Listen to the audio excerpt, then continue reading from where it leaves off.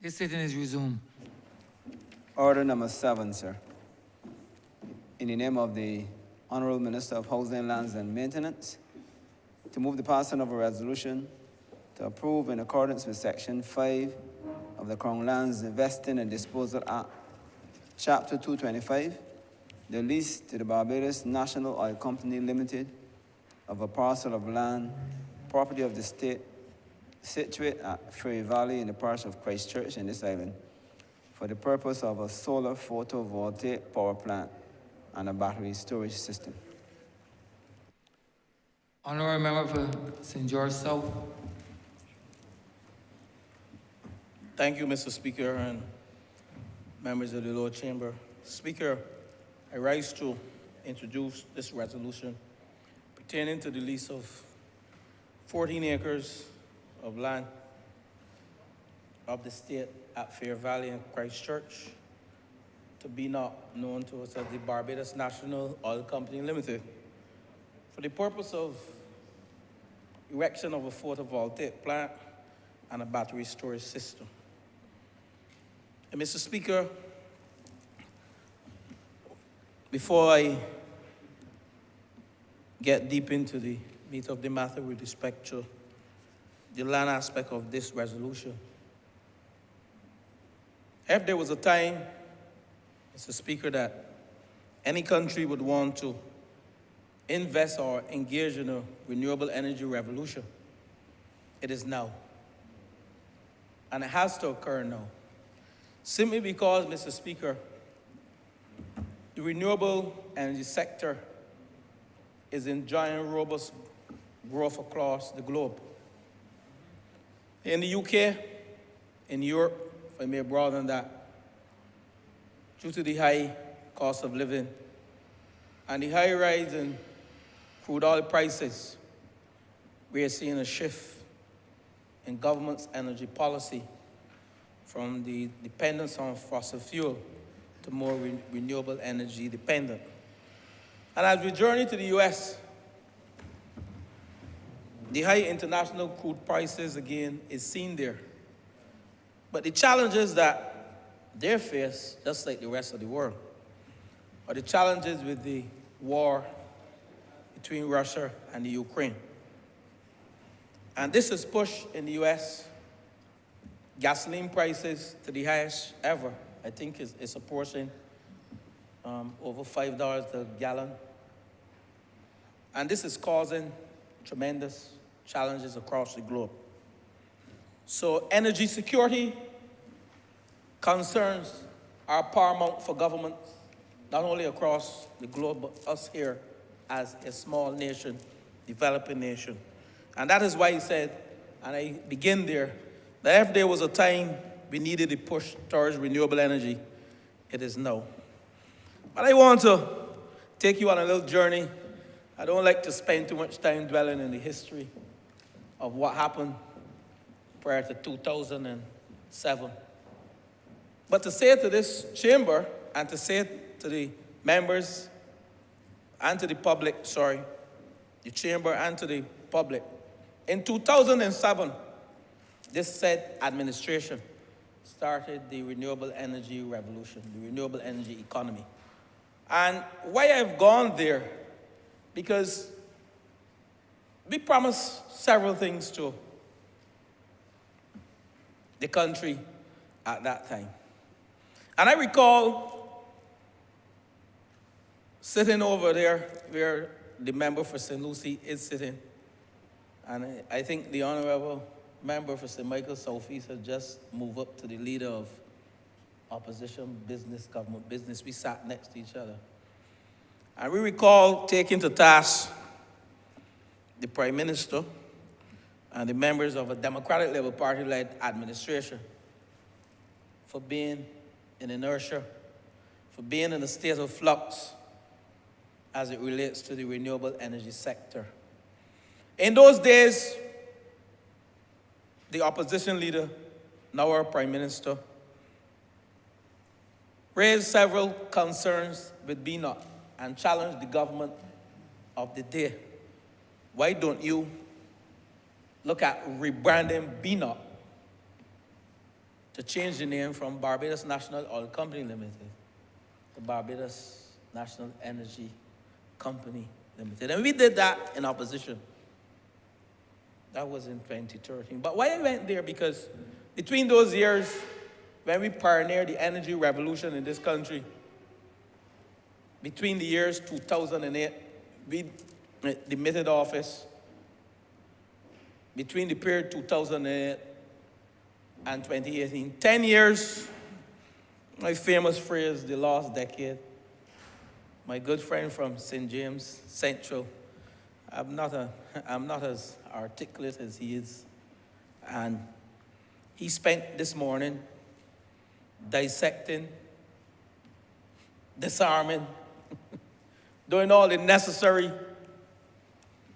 that will give the public the understanding that not only in the renewable energy sector, but in the tourism sector, we had tremendous decline. And I recall making a statement at the last Minister of Tourism in the last administration, and the member for St. James Central laughed at the time when he was trying to lure visitors from Brazil. And he went to Brazil like Millie. There was an old song, Millie going to Brazil. And he went to Millie, poor Millie. Millie going to Brazil, oh Lord, poor Millie. With the wire whack around the waist and the razor cut up her face. That happened to him because he got no tourists. And we spent 2 days, I think. Member for St. Michael's South Central at the time. We now have a proper member, a proper representative for St. Michael's South Central who's in this chamber. But in those days, sorry to say, I don't want to say a practice pony because I hate to use those phrases, but we had a very good time learning the rudiments of parliamentary debates and engaging in robust combat and discussion with that government of the day, which was in flux. And the renewable energy sector took a turn for the worse after being pioneered by this last administration. And we saw, indeed, nothing being done. Not even the Barbados National Energy Policy was finalized. And the member for Christchurch East, he came in and he did justice in 2018 to that program. And I can stand here. I know the member for St. James Central will speak probably after me. He's given me that opportunity to say a little bit on that sector. I don't know as much as him.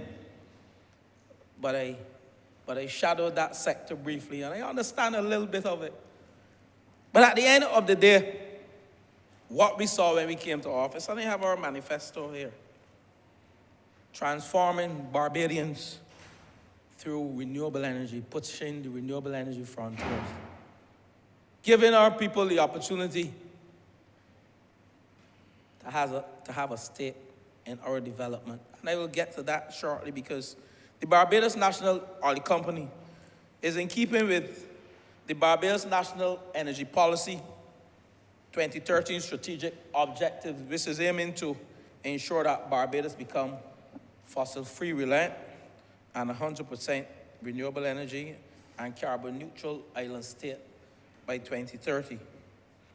And accordingly, the company is seeking to transform its operations as articulated back then in 2013 to a renewable energy-focused company with an overall aim to make energy affordable to all.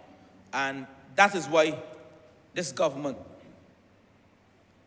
sees it fit to provide the necessary lands so we can engage not only in photovoltaic, but battery storage, and I will say a little bit about that.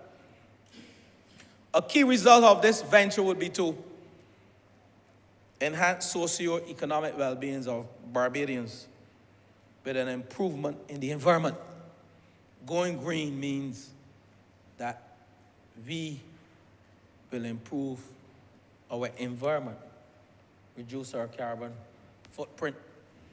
And to ensure the success of these transformation strategies, BNOC has embarked on several renewable energy projects in wind, biomass, and solar. And presently, the company is offering solar photovoltaic packages, which includes domestic from 2 kilowatt up to 10 kilowatt, member for St. James Central. And they're also offering commercial systems between 25 to 499 kilowatts. And also they are getting into the utility grid, which is over the 500 plus kilowatt system. So BNOC is truly entrenching and ingrained in the transformation towards renewable energy. But I'm going to stay here because I have a lovely book here, Our Barbados, Winning Our Future, the Barbados Labour Party Manifesto 2020. And I know this has been made a document of the House. And we don't only talk it, but we live it. And we seek where possible to put all the systems in place to ensure that Barbados indeed, by 2030, and we set targets, and I will speak to that shortly, because we're in a world now, and we're in a political system, still the Westminster system, where we are judged by our people who send us here. And gone are the days when we as politicians and ministers and members of parliament going to just come to the public and come to these walls, the hollow chambers, to tell people, oh, we will do it, without giving them a time frame or without giving them certain parameters by which they can judge us. And if you look at what we are doing, we are transforming government. There is a CFR process, which is a performance management tool, commitment for results. So when we communicate in these walls, well, certainly myself and my colleagues, we like to give people deliverables, things that we'll do for them by a certain time frame. And I have no apology to make. If I commit to the people of this country with a target, and I have not achieved it, because you have to set key performance indicators by which you judge yourself and by which people judge you. Failing that, you're not doing justice to your parliamentary sojourn that the people have sent you here. Neither are you doing justice to building out this economy on all pillars of sustainable development. So I make no apology when I communicate this afternoon and in the future by giving target dates and targets. And I was criticized for giving one recently, but I stand by it when I say that within 4 months, the East-West houses, for those persons who suffer the effects of ELSA, will be completed. And those 49 persons that are out there waiting, I don't want to divert too much, but I had to say this, will be given the opportunity to live in peace and comfort and tranquility once again. And I give my commitment that within 4 to 6 months, and the article of the 5th of May, the press release, give that, and I stand by that as Minister of Housing, Lands and Maintenance and a member of this cabinet that asks you people to judge us by our performance and not by our talk, by our actions and our ways.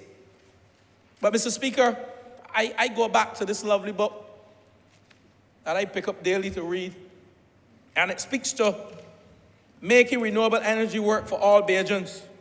The Barbados Labour Party will partner with credit unions and other credit institutions to equip, and we use 50,000 small homes across the island in here with solar panels and hurricane-resistant roofs. But the member for St. James Central, he will have his say on that. And he will tell you that the 50,000 small households or small homes is by no means unachievable. Actually, he has targeted more, and this government has targeted more than 50,000 small homes. Why? Because I began by speaking to the challenges in the global marketplace as it relates to high cost of living in Europe, high crude oil prices, and why we have to push this frontier of renewable energy along with other frontiers, but renewable energy is the discussion today, and housing. Why we have to push those frontiers, and that's why we have articulated in our manifesto that over 50,000 small homes across the island will be equipped with solar panels and hurricane-resistant roof as a result of the challenges not only with crude oil rising prices, but with climate change. And that is a government that is seeking to protect and safeguard its citizens with respect to the best that we have to offer to address some of the international shock that we feel. And there's a saying, whenever the international world sneezes, we catch a cold. This program will not only create hundreds of work and business opportunities for young people, but it will ensure the significant reduction of electricity costs to our young people, to our people who live in homes, and it will also increase the home value. So when you equip a house with solar panels, you have enhanced that asset. You're giving the average man who lives in a 600 square foot house, who for all wants and purposes, if they had to spend rent on that house, would be charged close to $1,000, a 2-bedroom house. This is the man that live in the Ivy. This is the man that live on Ellerton Main Road and in Greens. There's a man that live in Sargent Village and in Britton's Hill and in Bonnet, in Haynesville, in Pike Corner, Spikestown, Orange Hill, Crab Hill. Those are the people that live in those areas, the rural and urban corridors, who can't afford to have a mansion on top of a hill. But yet, they're paying high price for land, they're paying high prices to rent. And that is what the renewable energy revolution and the housing silent revolution is about. I don't want to say that we're not catering to the rich and famous. We have to. And I will speak to that later. But we have more of a challenge at a grassroots level and at a low to middle income level, whereby we have to ensure that the vulnerable and these people, the lower echelon of society, some may call them, but people I know with a lot of pride, member for St. Michaelis, and whom we have to give the opportunity. You know, so this policy, in terms of making renewable energy for all, is one that is here to stay. And Mr. Speaker, this government continues to push the agenda both in the commercial and the residential sector. And that is why the Barbados National Oil Company is seeking to transition from an oil company.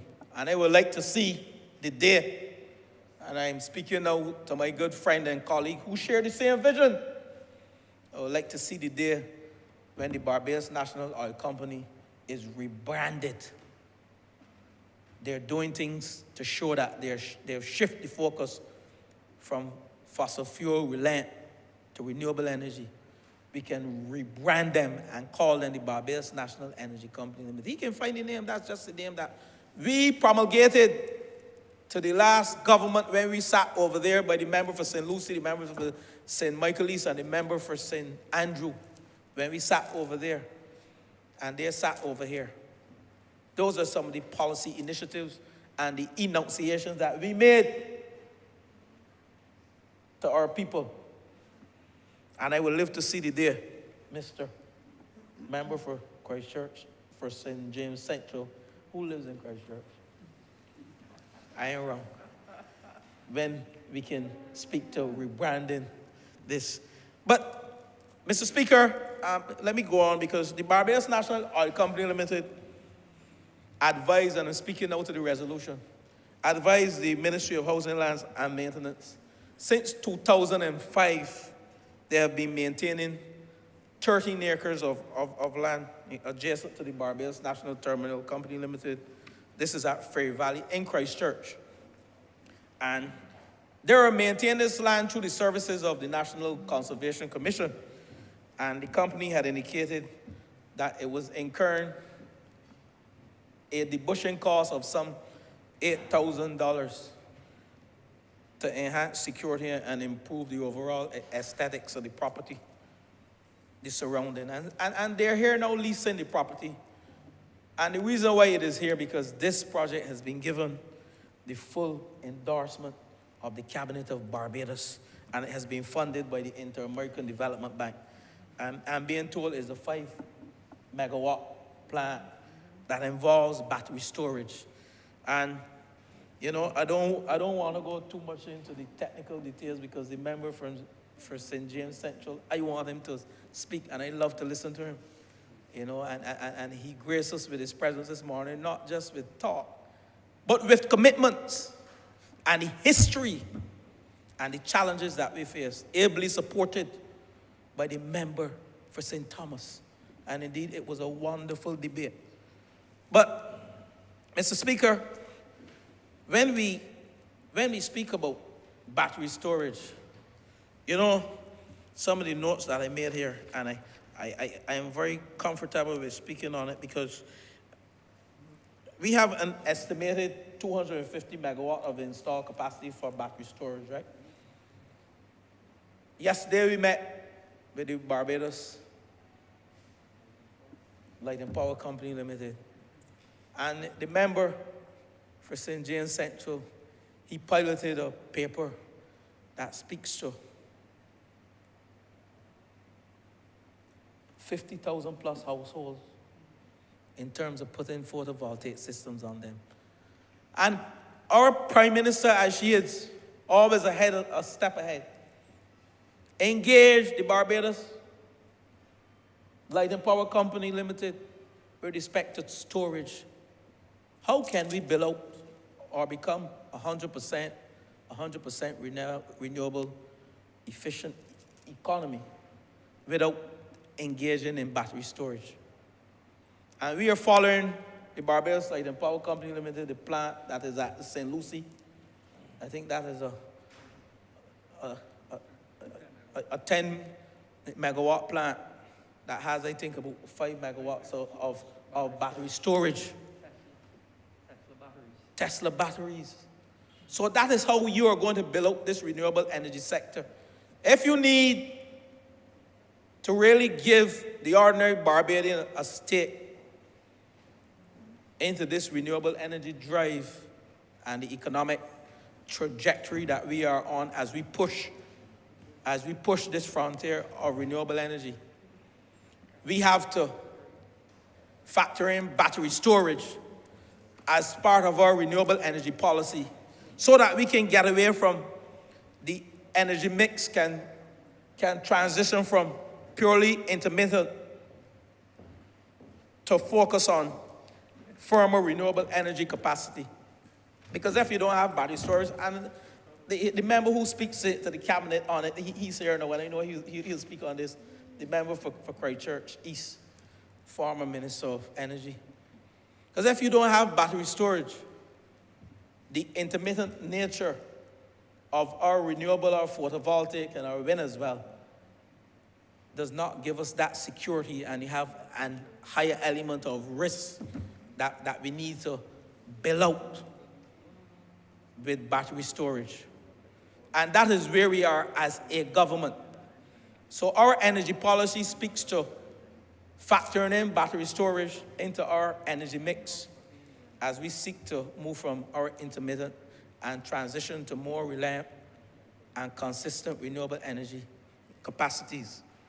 So this project signals government commitment, yet again, to take the lead in commercial deployment of storage solutions in the electricity sector,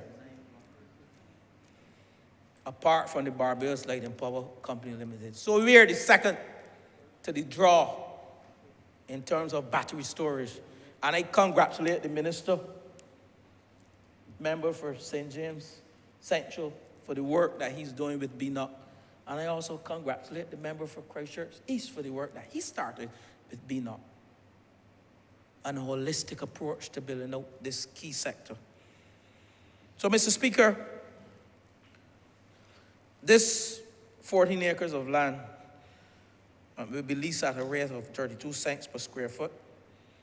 And we know that equates to like $197,518 per annum. But I will say to you, when you look at this government's renewable energy trust and the commitment to transitioning to 100% renewable by 2030,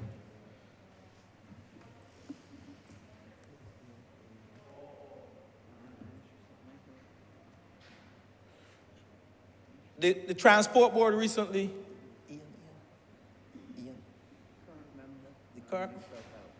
the current Minister of Health, I am battling with the constituency, St. Michael West Central.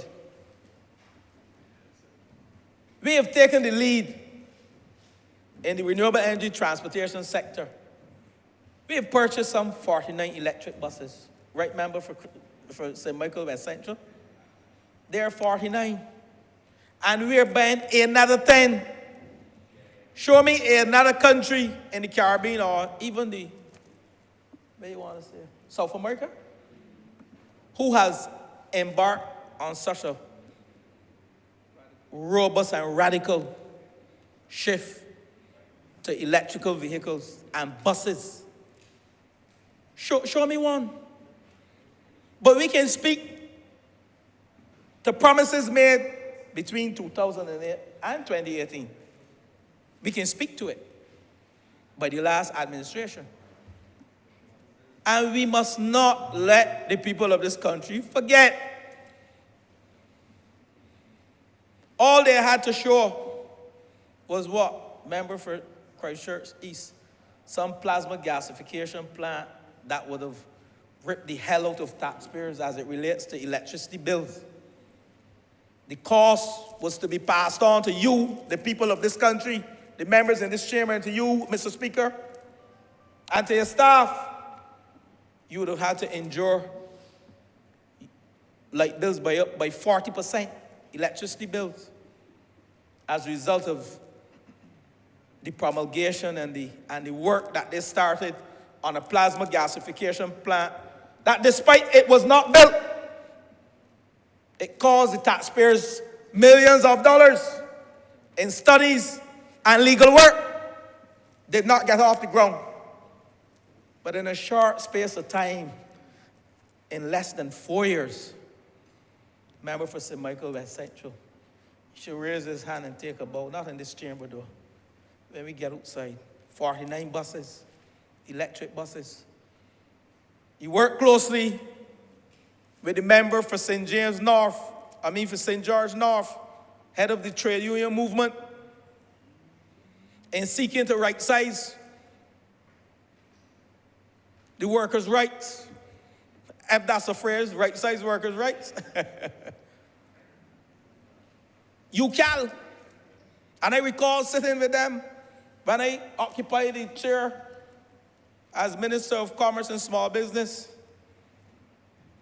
to form that cooperative so that workers can become enfranchised.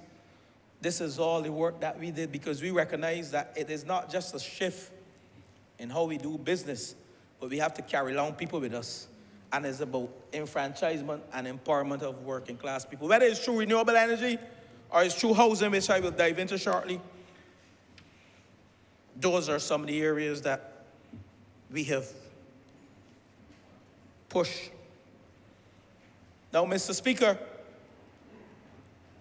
despite my focus on renewable energy over the last 10 minutes,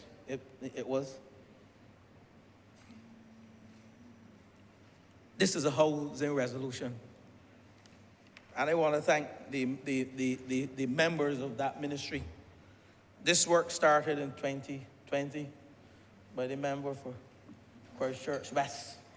And we have now finished this critical work. Because there are some who believe that Barbados will be a concrete jungle because of the commitment we have made to build over 10,000 houses as we fly over Barbados. But that is not so. Because the lands we have, despite we have allocated lands for over, I would just leave it as over 10,000 houses for now. But there are exciting times coming. And I will speak to some shortly. I think I have my documentation that I can speak to some shortly. Let me lay it out here. There are exciting times coming in this country, such that a 10,000 housing revolution is not beyond us, contrary to the naysayers and those who occupy the calling program that are negative. And as you make some pronouncement as a government, we can see the light of the day. They want to know if we're Houdini, if I am Houdini. You know, one of my colleagues too questioned me and asked me if I think we can do it. But I like to put pen to paper, and I'm happy that we have the CFR. While I can't make this a document of the House, because I will be subject to the wrath of the member for St. Michael Northeast, I can speak from it, because this has not reached cabinet as yet. But we have done work, tremendous work over the last month. This document that I have here speaks to 4 years in constructing over 11,500 homes. We have begun to transition Barbados from owning a piece of the rock to owning your own home. The work was started by the member for Christchurch West, senior minister responsible for infrastructure. So we liaise on a regular basis. Up to today, we went on a site visit. That's what we do. We are here at Parliament doing the people's business, but we still took time out to go and look at a housing project that I will speak to shortly.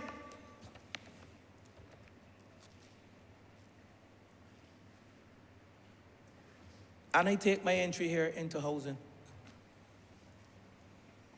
You know, recently I made a press release, and I'm going to go here firstly, because whenever you recognize that you have given the country a commitment and it has not gone as planned, you have a duty.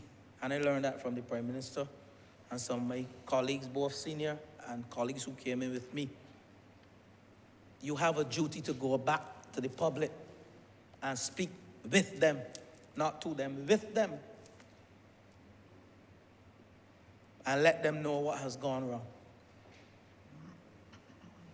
We form a partnership with East West Company, East West Barbados, to import structures to construct 150 houses, some of which, they were imported from China.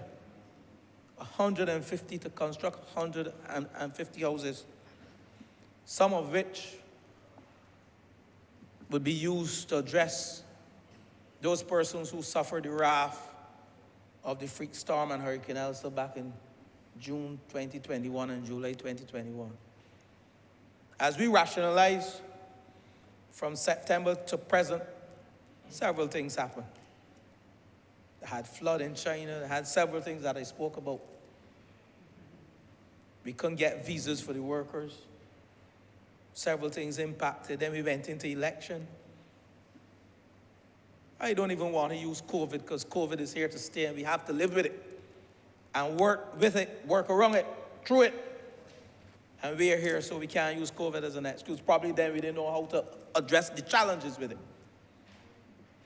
And those houses came. Persons are still suffering the effects of Hurricane Elsa and the freak storm. I want to thank the member for St. Thomas and also the member for St. Michael South who's now the Minister of People's Empowerment and Elder Affairs, who found accommodation for over 397 persons. I want to thank the Ministry, National Housing Corporation, and the Ministry of Housing and those officers before my time who are still looking for accommodation and who have housed over 40 persons thus far within national housing, urban development, and rural. We live in a small space, small geographic location. Persons expect us to house. The freak storm and Hurricane Elsa, when we put our numbers together back in September, there were roughly around 1,000. Many were added, and we are now up to 1,494 after rationalizing everything. And I've promised the people of this country, and I'll promise them again, I need to be judged. Judge me by my actions and my performance. And if I fail you, I am man enough to come back and say to you, the people, we have not achieved our targets. We have to set targets. I can't sit down like the last government and allow everything to fly in the sky, pie in the sky, and say, oh, okay, we can get done, we can get done. No commitment to the people.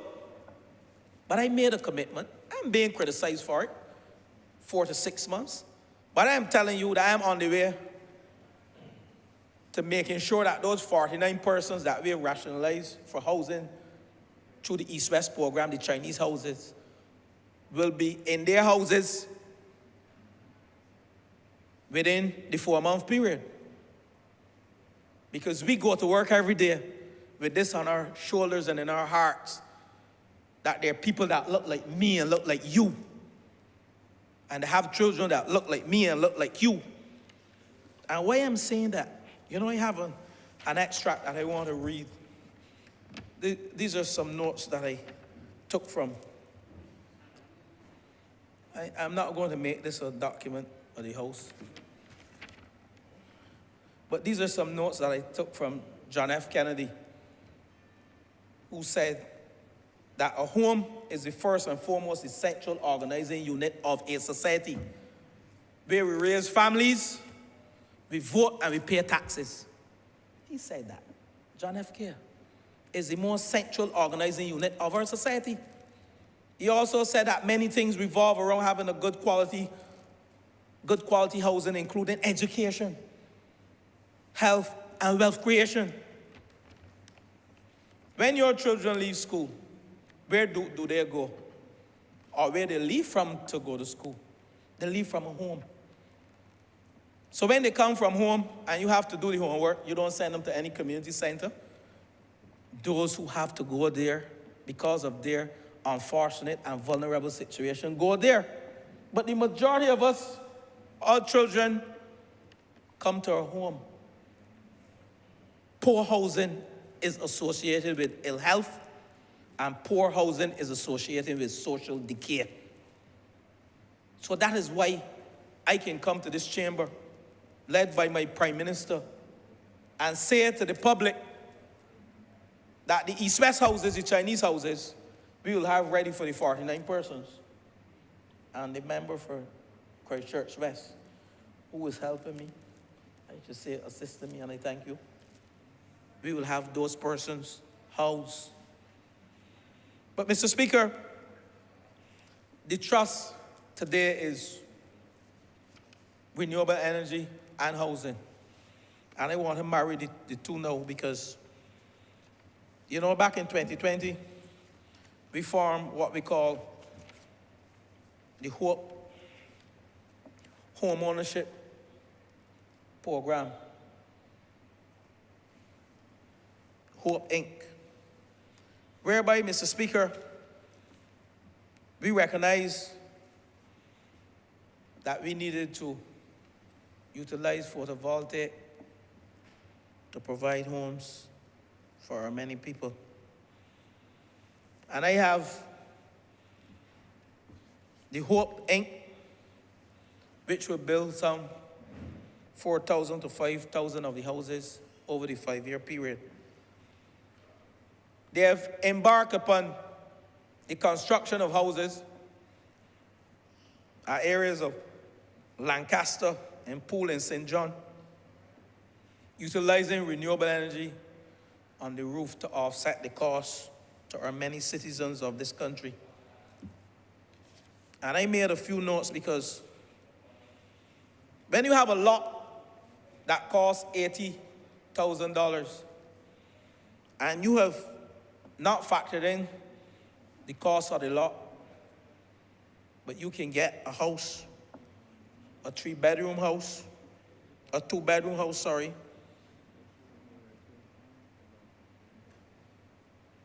and pay a mortgage of $797 in this country. And you can also get a 3-bedroom house.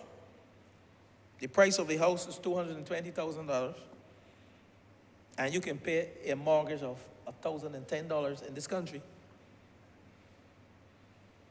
We as a government formed the commercial state-owned enterprise called the Hope, Inc., where we are utilizing photovoltaic to offset the cost. So the photovoltaic that we're using would cover the cost of the land as well as cover the cost of the infrastructure. So you're only paying the cost of the home to live in it. A 3-bedroom costs $172,000. Sorry, a 2-bedroom $172,000, and a 3-bedroom at a cost of $220,000. But if you add the land to the 2-bedroom, you get a value of $252,000. Where in this country, or where in this country, other than now, can you pay a mortgage of $797 for a 2-bedroom house? Where? We formed the commercial state-owned entity,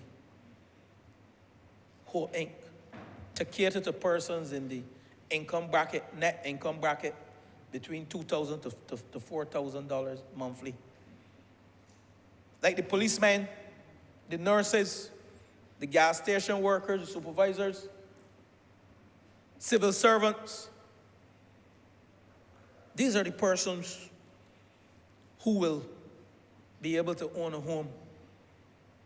And we have also categorized other areas, persons earning less than $2,000 net, under the Hope Advance. And I just came from visiting a house with the Deputy Prime Minister member for St. Michael's South East and the member for Christchurch West. A hardwood house where we recognize, and the members of National Housing, thank you, Chairman of National Housing, we are serious about this. Because when we move it with the entire team. Because many hands make light work, and many brains think differently, and we get a lot of ideas. We are now at the stage of costing that home for low-income earners. And once the price is right, that used to be a show. The price is right. We will import by the thousand. So when you sit and you tell me that we can't build 1,000 homes, 10,000 plus homes, that's the minimum. We're going beyond that. And those persons earning less than $2,000 a month net, and who are paying rent of $1,000 for a 600 square foot home, member for Christchurch West, you have those numbers. And we will put photovoltaic on those houses because we are looking at the extent to which the carrying capacity, the size, how much square foot we said today? Yeah, but the roof, the take for the photovoltaic. 600 square foot, but the photovoltaic may not take all 600, but there were a minimum number of panels. 20 panels. 20 panels. We're preparing our working class people to come out of the rental mode, to own their own homes and provide for their families and their children who we know will want to go to university, when they're paying rent of $1,000, when you can transition them with renewable energy, give them the investment, and then even if you take it for 10 years, those photovoltaic systems have a lifetime of 20 years, so you can give them back 10 years after to make money. But you're lowering the costs for them. Instead of paying $1,000 in rent for that facility, they can be paying $400 to $500 in a mortgage. We are transitioning Barbados. That's why it's called a silent housing revolution. We want to take those persons out of the densely populated housing estates and allow them to own their own homes. Yes, we will have some who by nature, which is a small percentage, can't own their own homes. So we would have to engage in rent-to-own facilities. But this will take a drain off of us as a government, off of our balance sheet. Member for Christchurch, East Central. So this is the revolution that we are talking about. This is the discussion that the member for St. Michael East and I had. How do we enfranchise and empower our people? $1,000 can transition into $400 to a home. You know, it's extra $600 that you can spend on your children. That is what this is about. So the Hope Ownership, Hope Inc. program, Hope Ownership program, utilizing renewable energy on the roof to offset the cost. You don't have no legal fees. You get away from legal fees. No deposit in the bank. It is a very good process. It's a good proposition. It's a good project. But we also have the East-West project, the Chinese partnership, to send in soon from now 1,000 homes. And the home in Queen's Park that is being erected as a show house for AgriFest. And I urge all members to go and have a look at it. We went there today. That is how we are going to empower our people, take them out of the rental zone and put them into the home ownership zone.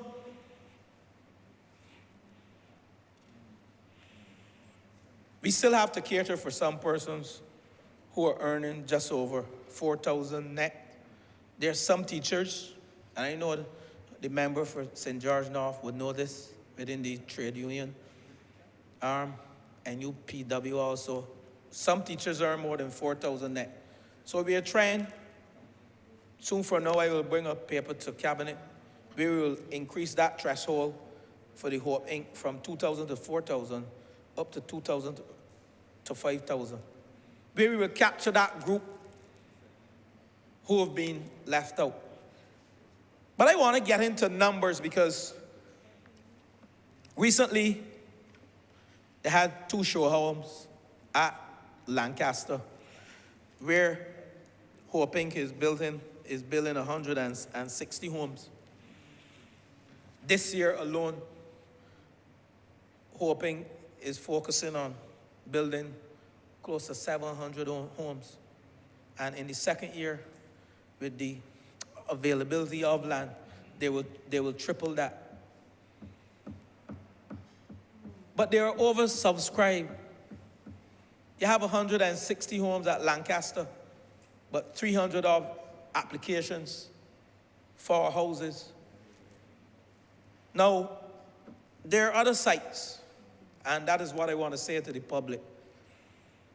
160 persons out of those 3,000 applications will get homes within the first 8 months. But they are building some 5,000 houses, 4,000 to 5,000 homes. Lands at Searles, some 30 acres. Lands at Vineyard in St. Philip, 100 acres.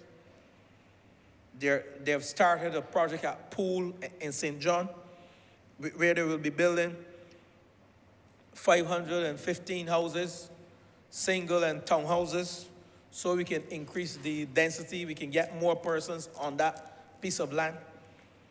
They're also building homes at Colleton in St. Lucie. I mentioned Searles in Christchurch, Vineyard in St. Philip, Tawes in St. John. And when you add up those, that's 3,060 homes thus far.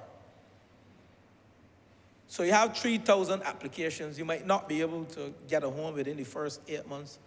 But I'm saying to you, there are other options, because there's the private sector-led part of this 10,000 plus project, I have only catered here in this 11,500 master plan to joint partnerships through the ministry and national housing. But those private entities we have not factored in, and the member for Christchurch West, we will sit, because this has to go to cabinet after we sit and we come up with the private applications within town and country planning. And I believe we can build 20,000. That's my belief.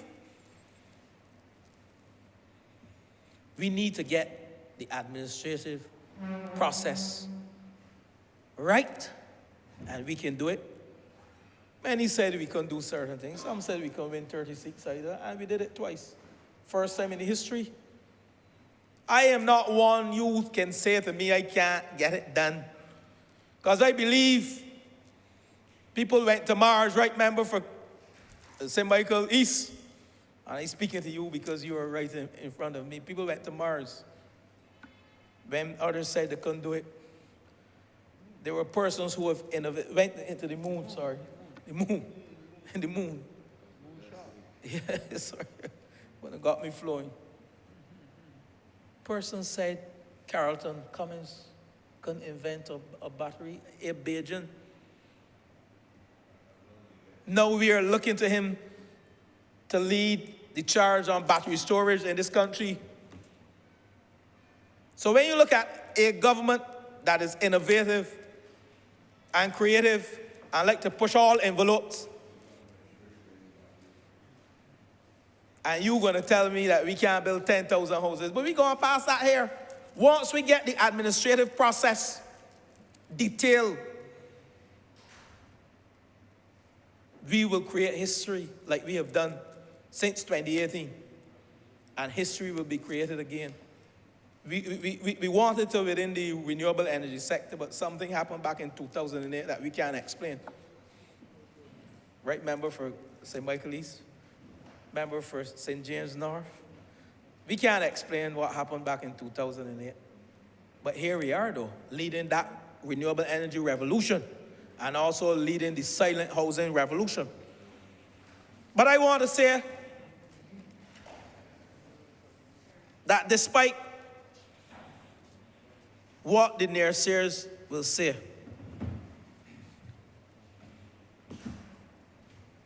the banking sector is pretty liquid. The banking sector has put out there that they have $1 billion to invest in loans to build up the sector. $1 billion, that's for the whole alone.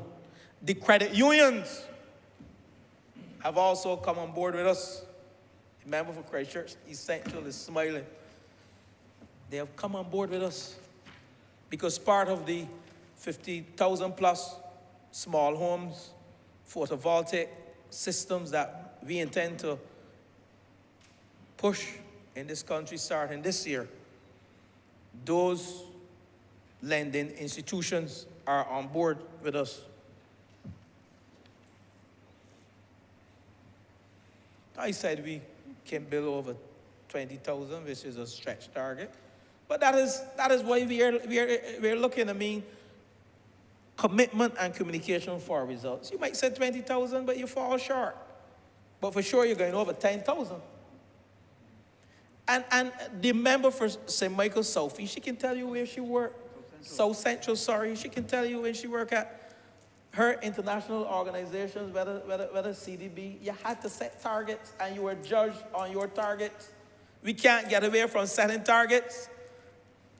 Some are stretch targets.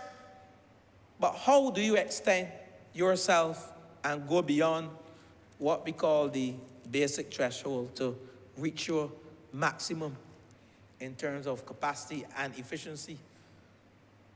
You have to set targets. And I make no apology for setting the 10,000 target. And I make no apology for saying that if we exceed it, and if we get the lands sorted within the time frame, we can go way beyond the 10,000. And I've communicated to the public that the 49 persons will be back in their homes with East-West houses. As I speak to you, a foundation is going up in the area of Watts Village, St. George, in my constituency. And I'm not biased. I just happened to hear that today, one of the East-West houses. I just happened to hear that today. I'm not biased. And I can go on and on and on and on with this silent revolution. This year we intend to construct 1,400 homes. Allens Court, that's at White Park, the member for the city. You will have 20 units available to you before September. The revolution has started, you know. Parish land extension, where we are beginning to move persons from Rock Hall. This government came into office, brought to cabinet, brought to parliament. We will relocate the persons from Rock Hall. And we are starting next week. As I speak to you, on Monday, I'll be going to Rock Hall. 22 houses from the parish land extension. Single detached. We're relocating persons below the poverty line. But you know, when we relocate them, I send in the message now. And I behaving like the Prime Minister. Don't go up there and mount no more houses. We have demarcated the area.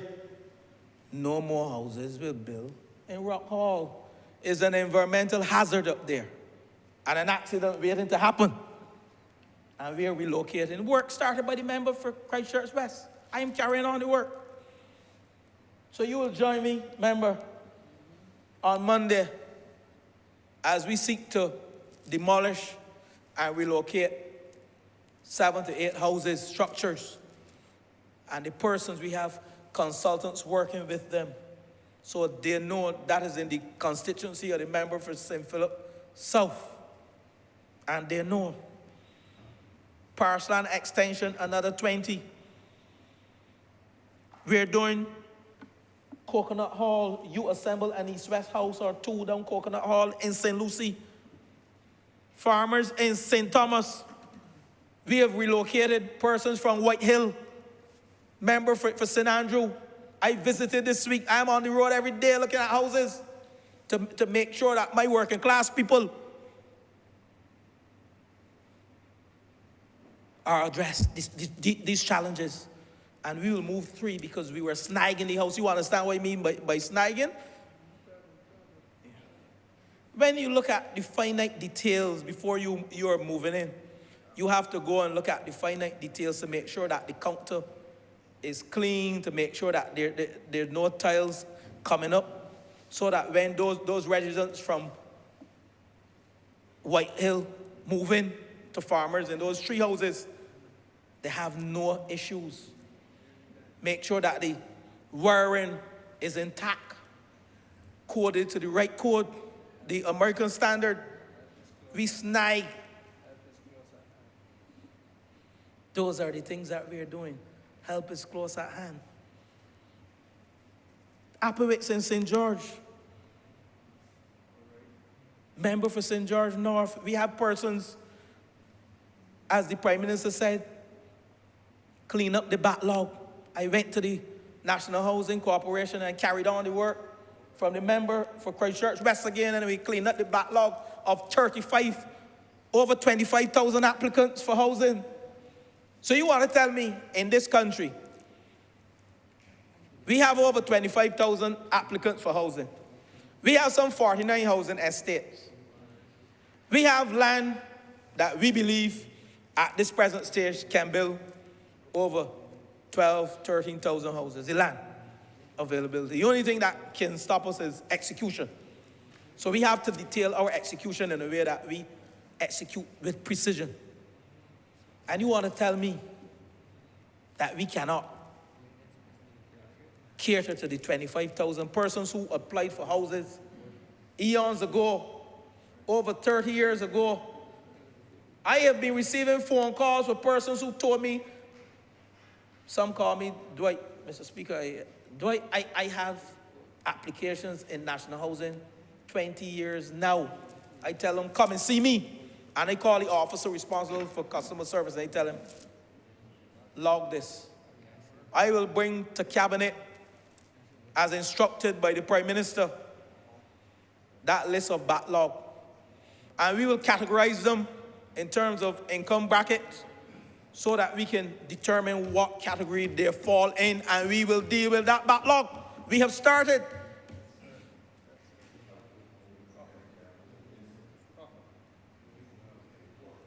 Now, you know, remember, I don't want to lose my train of thought because I am going back here, but I'm going to pause to deal with the carpenters and the artisans. I can get to Bullins. I can get to Bullins in St. James Central. Bullins is a property, please. Don't let me mix up what we're talking about in here. It's a property. It's in the constituency of St. James Central.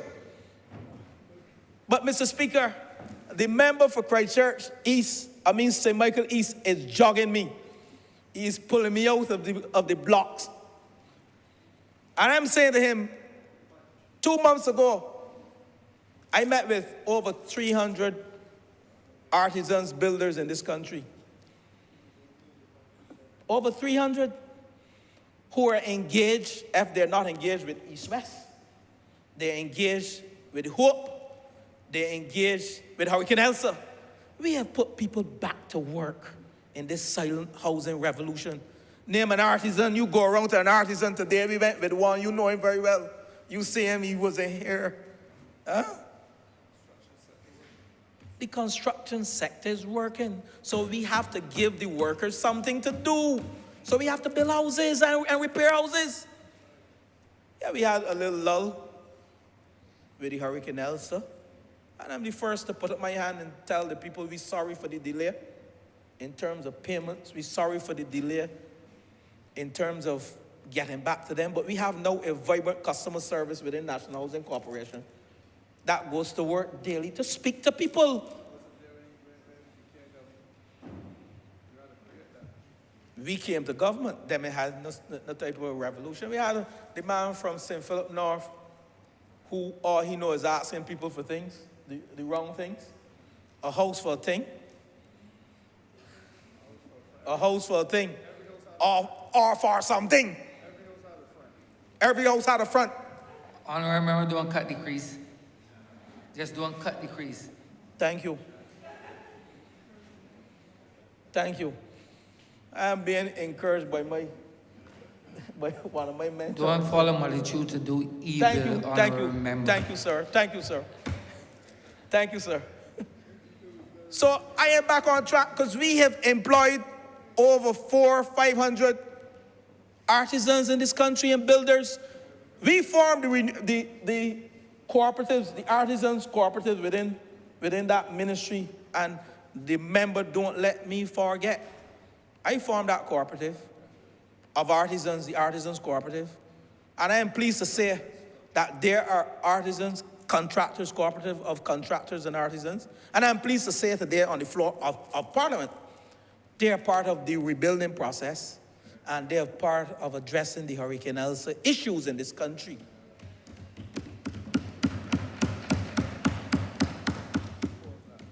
Soon from now, it will be difficult to drive through St. George South and St. Michael East and St. James Central and St. Michael South East and find anybody sitting on the block, and St. George North and St. Lucie, based on what we are doing as a government. It is not about me, it is about empowering our people. And every single one of us, you heard the member for St. James Central, he spoke this morning and he will speak right after me, I think. And he will tell you how he's engaging inspectors, teaching people to become their own boss, entrepreneurship. The Prime Minister spoke to us this morning, and the first thing she said, See how you can transition most of those workers into owning their own businesses, being self-reliant, and transition them not only to work here, but to work overseas. You know, these are the things that we're doing as a government. West Terrace and Durance, Todd St. George, we finished 15 in Todd's. They're fully occupied. Rice's in St. Philip. I spoke to Poole in St. John, every single parish, Sergeant's Village, Christchurch, Solaris Court, White Park Road, Exmouth, we have some land there we have not even factored into here. And this speaks to the problem of urban renewal. Urban renewal, and you see the member for St. Michael East shaking his head because he understands this. If there is a need for housing in this country, I am not taking away anything from rural Barbados. Rural Barbados has a need. The suburban corridor too. Member for St. Michael Southeast has a challenge in the largest housing estate in this country, major challenges. And we have acquired land at Lower Burney, 40 acres, a planning gains land to address the density issues within the Pine. And most are hers. I can't fight her for that.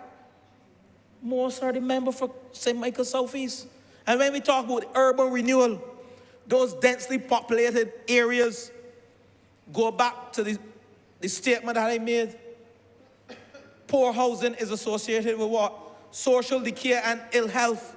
Some of our challenges that we see in this country are associated with the poor housing stock within that urban area. And I say to the people of this country today that we're addressing that problem through the urban renewal project. And we have identified land not only at Exmouth. We may have to, I know the Prime Minister don't like high rise, but she will give us the leverage and the leeway if we have to build high rise to put more people in. She like quads. She like those 2 floors, quads and duplexes, quadruplexes as 4 units. Hexplexes too, which is the 8, the 6 and the 8. And I'm saying to you, if we have to go to high rise to address the challenges with the urban renewal, and that is primary on my agenda, addressing the backlog of applicants and dealing with the urban renewal. Because when you look at greenfield in those areas, major challenges, I don't have to spell them out. What's the land there in Cat's Castle? You know, we are in a situation that if we do not address and get this silent revolution going. I spoke about the ill health and the social decay in our society as a result of poor housing. That is known. Literature, you can research anything. Literature, go anywhere. University of the West Indies, Oxford, Cambridge, anywhere. And you will see, even in secondary schools, those persons who are engaged in the social studies would tell you that once you have challenges with a housing stock and density issues, you're going to have social decay. You're going to have a rise in certain crime, ill health. So we have to prioritize urban renewal, and we have allocated some land for that. I heard the member for St. Thomas, who spoke about Allen View relocation. And I want to say to the people of St. Thomas and the people of Allen View, you have been factored into our year 2 plan. Allen View, 40 single detached unit. All you need is infrastructure, and we will make this a reality. I heard the member for St. Thomas spoke about it today, and we have it here on our plan. And this was done before my time coming to the ministry. So we will address those issues. So when we speak to urban renewal and we come to Hackett Hall and we're building some quads there, some duplexes, sorry. Hackett Hall, St. Michael. You have four duplexes going up now. Well, will be built, but we have quads now. We have quads there, but we will build some duplexes on the other side. We build 4 duplexes. And that will help address some of the density issues within St. Michael East and St. Michael Southeast. And I know that St. Michael East, with your challenge, member, we have not forgotten you. Because Lower Burney will take care of you as well. And I know the good member for St. Michael Southeast, we have spoken about that. Even though you don't sit in the cabinet, you are a senior to me, and I have to look after you, sir. You have major challenges in St. Michael East. And I will address your issues, your housing issues in Lower Burney, 40 acres. So we have looked at Barbados. We have studied it. And I'm saying to the members of this chamber, and I'm saying it to the public, despite this is a resolution to acquire to lease 14 acres of land for BNOC, I took the opportunity as Minister of Housing, Lands and Maintenance to go into some of the issues and some of the projects and our mandate as a ministry to build out the housing stock in this country. And I want to close by saying to you, while I didn't list every single project and every year, I hope I have been clear with respect to the Hope Inc. What's the focus of the Hope Inc.? How we're utilizing photovoltaic to give people the opportunity to own their own homes. Persons who could not have paid for 227,000 two-bedroom or a 285,000 three-bedroom house. They have the opportunity now to own their own homes. And Lancaster is not the only place. We have engaged Juravilla out of Guyana for hardwood houses. They look good. If I was a starter now, as an engineer, I would want one of those houses.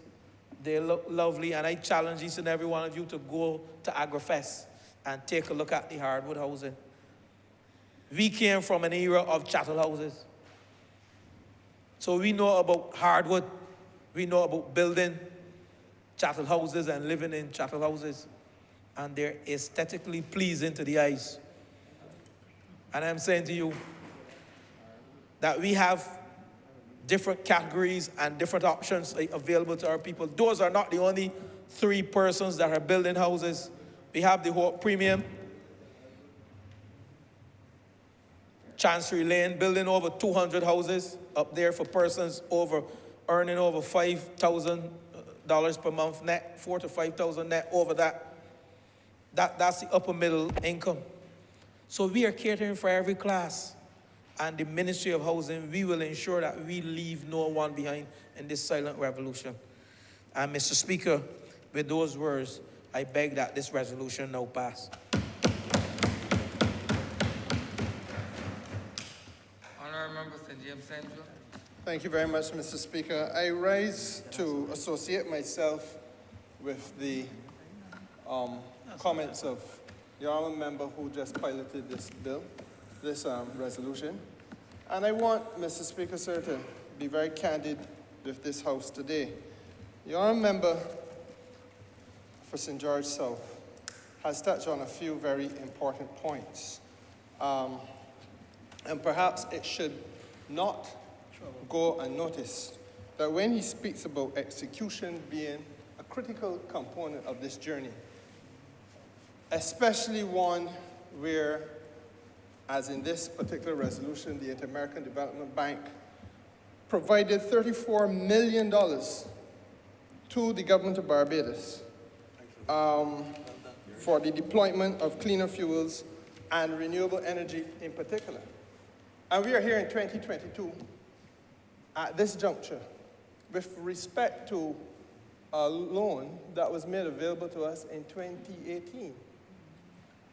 we, sir, have to be ever mindful that one of the first things we have to get right in Barbados is the need for us at all times to keep the foot on the accelerator and make sure that we can deliver, because the international lending institutions, I said it this morning, we are not the only game in town.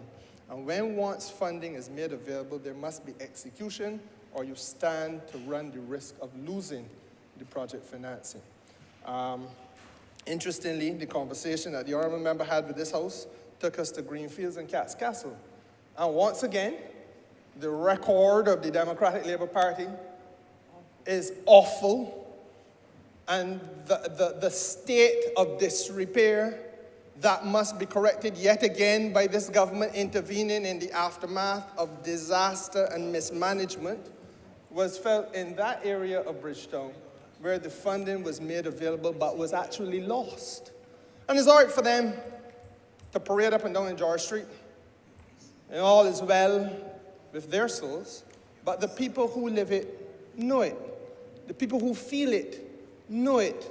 And the urban renewal, what in the old days used to be called slum clearance and repair, that, sir, is a challenge that must still be confronted and wrestled to the ground, because incompetent and inept men chose not to pay due attention when it was necessary, and the country suffered that loss.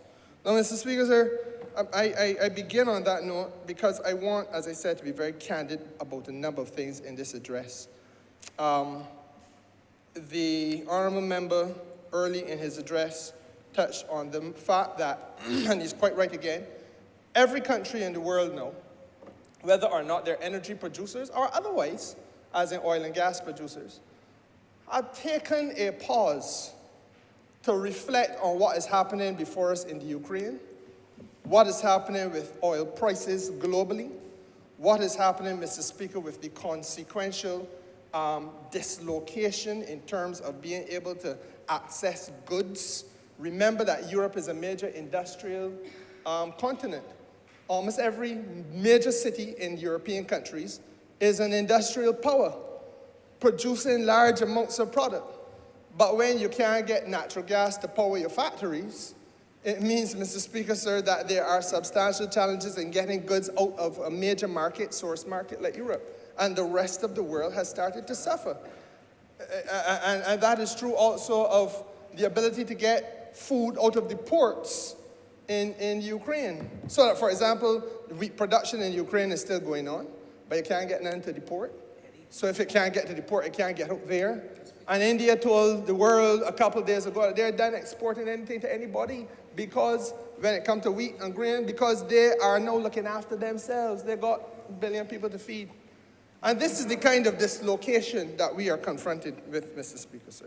And so therefore, I think it is important for us to recognize that in the context of a loan, $8.6 million of which is to procure services to acquire and install renewable energy systems, as the Honourable Member indicated, a 5-megawatt plant at the BNTCL, and also battery storage, that we are doing this, sir, in the context of an environment where we must, as a country, save the foreign exchange that we would otherwise burn on the importation of fossil fuels.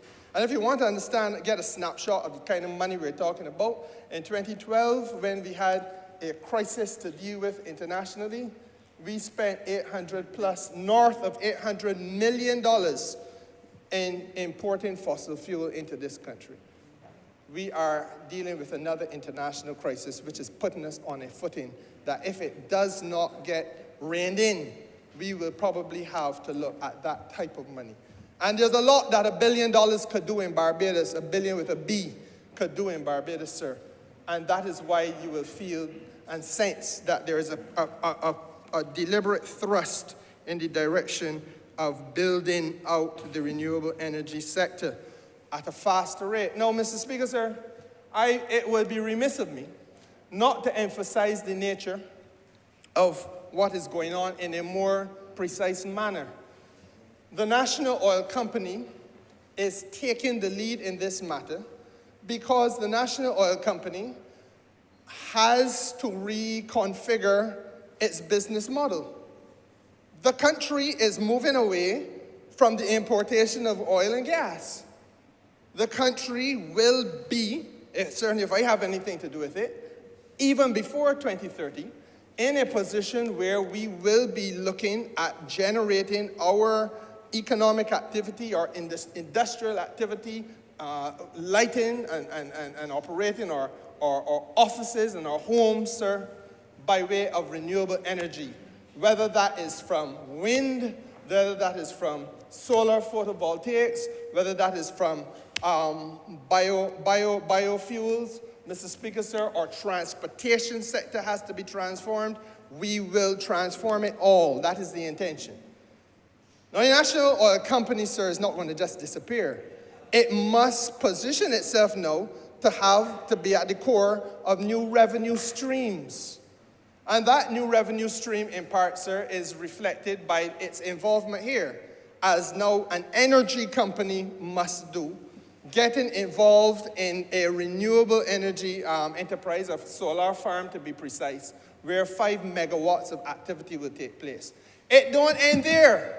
And I have told them that they have to be aggressive. Gone forever must be the days when the oil company or the NPC management feel they can sit back and don't worry because you got to import oil and gas and that company got to make money because you can't function without the oil and gas. You ought to get out there now, as, forgive the expression, but I can be brutally frank with the house, some of the deep-pocketed white boys are doing. And every Sunday, you see them up and down Barbados.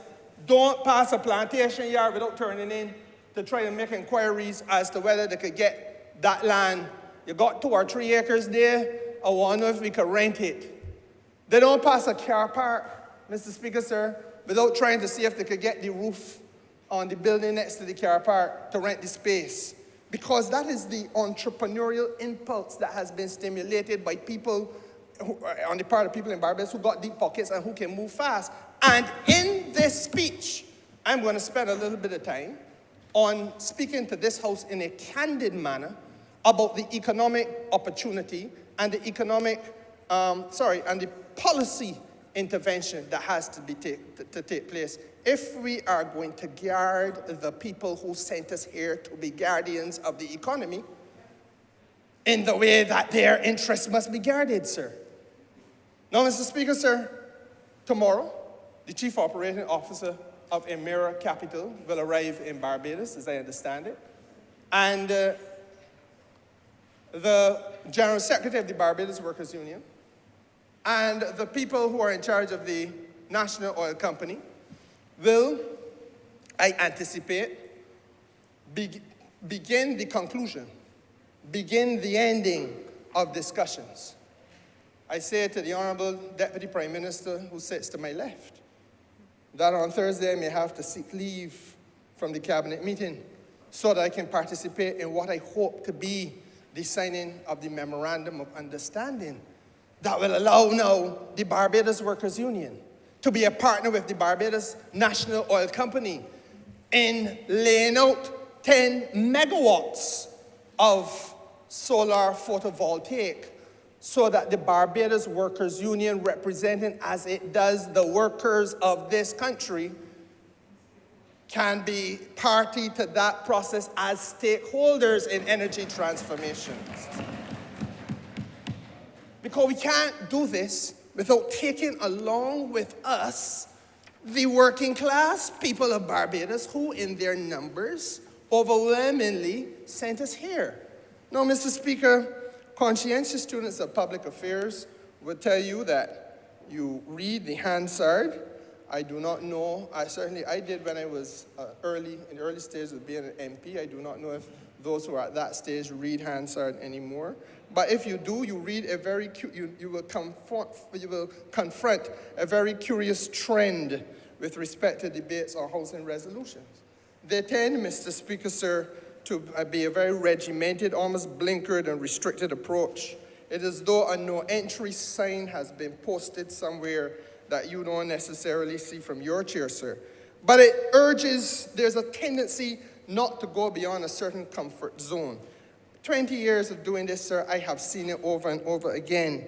You can hear some arithmetic calculations, some rudimentary project description, the financial impact assessment on a project, sir, and then you can hear about the community needs. That approach, if followed this evening, I feel would be sterile. And it would be a waste of a glorious opportunity to talk to this country about something that is fundamental to its well-being. And Mr. Speaker, sir, I'm going to speak in that way to you today. The renewable energy sector is poised to deliver to Barbados $2.5 billion United States dollars, sir, in investment across a mix of energy opportunities. Solar photovoltaics is one, onshore wind farms another, but in a limited way, because the Prime Minister is very sensitive about the lack of an ability to avoid completely the dislocation in communities that may come about as a result of the wind farm. But we will have 1 or 2 wind farms in Barbados. In addition to that, there's going to be offshore wind, because we have 400 times the amount of offshore space than we got land space. And the big money in investment is offshore wind investment. And Mr. Speaker, sir, there's obviously going to be biomass.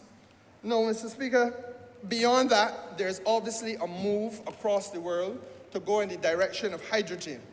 And my friend, the Honourable Member for Christchurch East Central, is constantly urging that we be mindful of the fact that there is a limited life to the solar voltaic, the batteries which we use with solar voltaics, and the lithium batteries will have to be disposed of and reused in a different way, and that we may as well try to get to hydrogen as quickly as possible. And that is true, sir, with respect to all elements of energy generation, because hydrogen, once the technology allows us, is probably the happiest of the end results that human beings across the world can forecast. So we don't rule that option out either.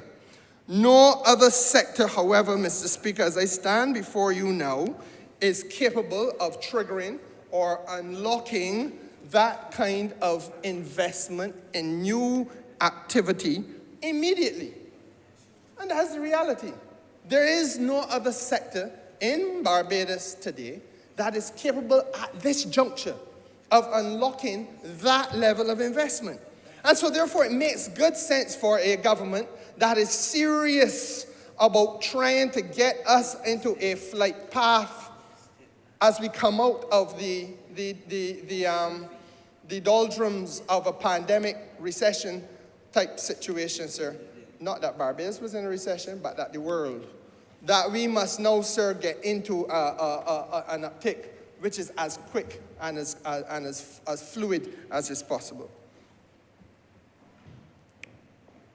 This Parliament often sells itself short. And I say to my colleagues in here that I want to be candid with them all. We bore witness to history. We bore witness to human history on the 14th of March this year, when for the first time anywhere, and I invite anybody within earshot of my voice to challenge the accuracy of my submission, for the first time in human history, Mr. Speaker, a Prime Minister and Minister of Finance stood before the Parliament of her country on the 14th of March and gave a right to every citizen who is a householder to own and install photovoltaic systems at their homes. I invite honourable members to reflect on it. Now, she said in some way Barbadians have come to the point where in the same way that we enjoy free education as of right, the ownership of a solar panel or an RE system is now a right that is conferred on every residential householder. Now, Mr. Speaker, sir, it was a historic moment. The naysayers and the critics out there who have their own agenda will not be persons whose lips will part to say this to anybody, because they have their own narrow purpose and agenda. But we, Mr. Speaker, sir, have to tell our own story. And the Parliament in your lifetime, Mr. Speaker, sir, has seen itself abused by ministers of finance.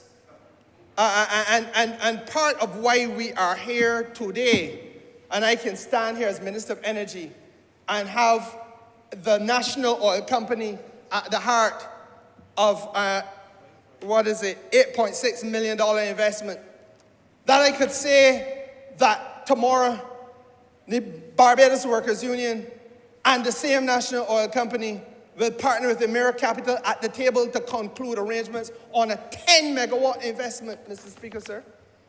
The same way I can say that against the backdrop of what the Prime Minister has said must happen for Barbadian householders, sir, demonstrates the difference between this government and those pretenders who languish on the outside. There's a reason why they haven't won a seat in Barbados since the year 2013. There's a reason why they have not won a seat in Barbados since the year 2013. Mr. Speaker, in your lifetime, this Parliament bore witness to the calamitous incompetence of an administration that came here and declared that there will be a tax on bicycles, but could not implement it. You recall that? Yeah. This Parliament, sir, bore witness to the ignominious, sir, ineptitude of an administration that came here and announced a tax on cell phones, but they couldn't implement it. You remember that? Yeah. And Mr. Speaker, sir, it was the egregious inefficiency of a Minister of Finance from that former administration that announced and implemented a solid waste tax that was not only unsustainable, but it caused public unrest and public protest in this country. Let's not forget these things, Mr. Speaker, sir. And what we have done instead is to use the budget opportunity of the 14th of March in order to empower people who would otherwise be dispossessed and to enfranchise those people, sir, who are otherwise excluded.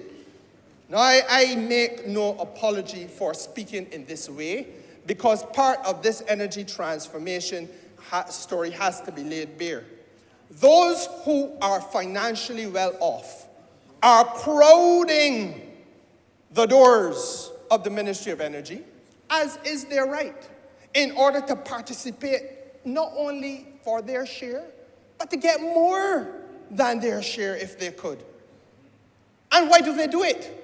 Because they understand, as the Prime Minister outlined, it is in the budget, it is almost as if you were going to heaven without having to die. The fact of the matter is, Mr. Speaker, sir, that it is one of the finest forms of return on investment to be found in Barbados at any time. And he to whom I usually turn immediately for financial advice is nodding his head as I speak. No, Mr. Speaker, sir, history must not be repeated. Let us break this thing down so that everybody can understand what we're talking about. You know, we were a slave society, sir, and we came to a point of abolition. But then after that, there was an oligarchy who enjoyed all of the fruits of labor. All. The people that I represent, sir, that come from Hoyts village and come from Torps, sir, their ancestors had no seat at the financial table back then. They had none. That was the way it was ordered, and it remained that way. When we got to the 30s, Mr. Speaker, in the 20s, by the time you get to the 30s, you had the People's Principle Resistance. There are some who call it riots, but I know that the people had principled resistance.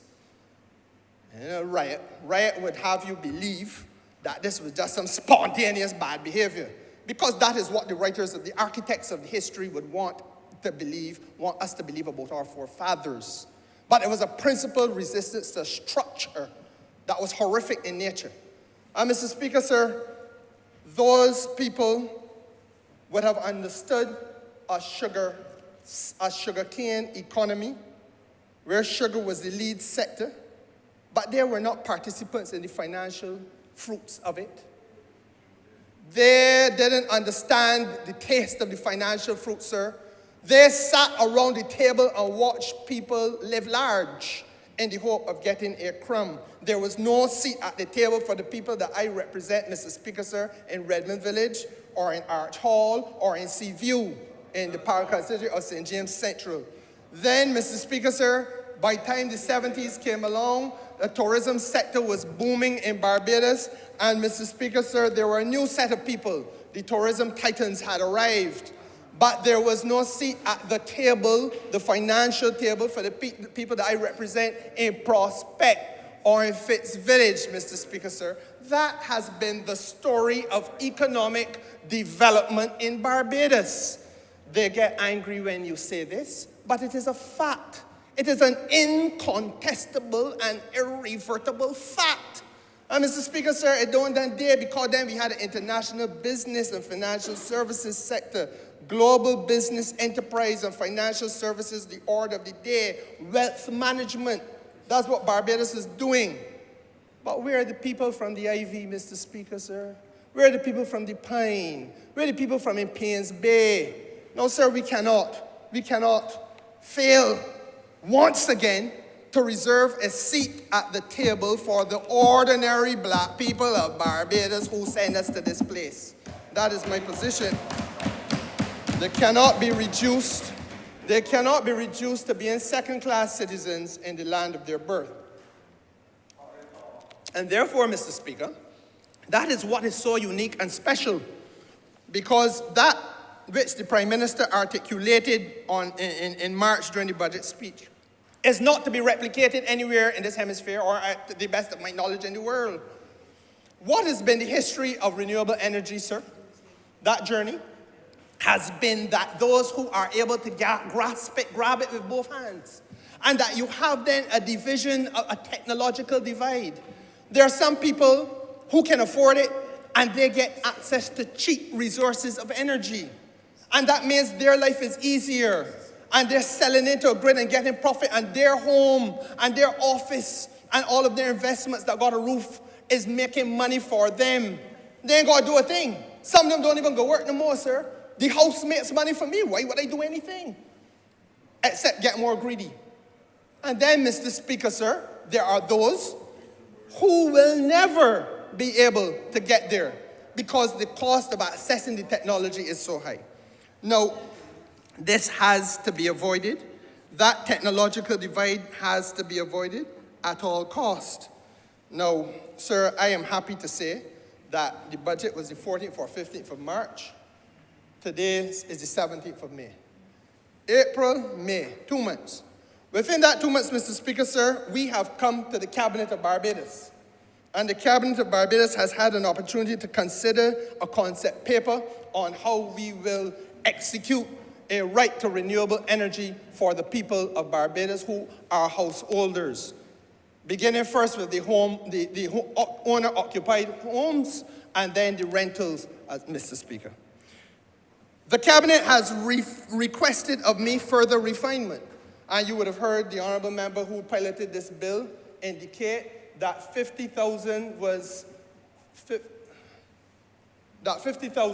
homes that we originally conceived was, in the judgment of the Prime Minister, too conservative. And that we need to go the full gamut of trying to find a way of embracing every residential home in Barbados in accordance with a policy that truly reflects that, just like free education, if you want it, you can access it. And that is what we are trying to do with energy. And as I said before, sir, it is an approach that is so universal that it is not to be matched by any other country, not only in this region or only in this hemisphere, but across the world. Now, Mr. Speaker, key participants have also been brought to the table and consulted. The Government Electrical Engineering Department. Because the Government Electrical Engineering Department has the unique responsibility in this process of having to approve every design. And the Honourable Member, who is the Minister in charge of the infrastructure sector, would bear me out that the correct approach would not be to maintain the same way of doing this, where we go design by individual design, by individual design, by individual design to the government electrical engineering department, because to get to 100,000 houses would take a very long time that way. Better is to have a range of designs, and then you can choose as the homeowner, this is the one. But they're all pre-approved. So we accelerate that process and get past that. Mr. Speaker, let me also say that when I became minister, I confronted a backlog that was quite considerable. And I know that all people who are interested in getting PV solar have heard this complaint around Barbados. Sir, we have eradicated that backlog now. We are down to the last 80 or so applications that were in the ministry. And we have now gone online. So that if you go for a PV application today, you log on, you can to the portal, you can follow your application as it moves from desk to desk. You as the potential investor, whether you are residential or whether you're commercial, can see exactly where your application is, and you are now in a position, sir, in all of the cases, bar none, since the start of this new process in April, been able to get back your information, sir, within a 4-week or 5-week period. Now, sir, that's how we have transformed it. And key to this is to make sure that the other player, the Barbados Light and Power, is able to take on the electricity and can commit to purchase of that which is delivered. Now, sir, to get us to that point, there are some fundamentals that we have to do, and we got to confront these realities. First thing that has to happen, sir, is that the range of inspectorate, because we're talking about electricity, we don't want there to be mishaps and accidents. We don't want there to be electrocutions. We don't want there to be fire hazards. So and long, hopefully forever, we pass the stage where the whole country got to come to standstill because a monkey went in a substation, right? Mr. Speaker, sir, so therefore the inspectors must go. But to have the inspectors to do the range of work, you need to have that quantity of inspectors. And that means, sir, that we are now in the process, in fact, not now, we have itemized what we have, and we understand what we must do by way of training courses in order to increase even as we move forward. We ain't pausing the process. Even as we move forward, we will be training more people to come into the ranks of inspector. We also have to make sure that they are not only certified and accredited, Mr. Speaker, sir, that they are not also inspectors who are doing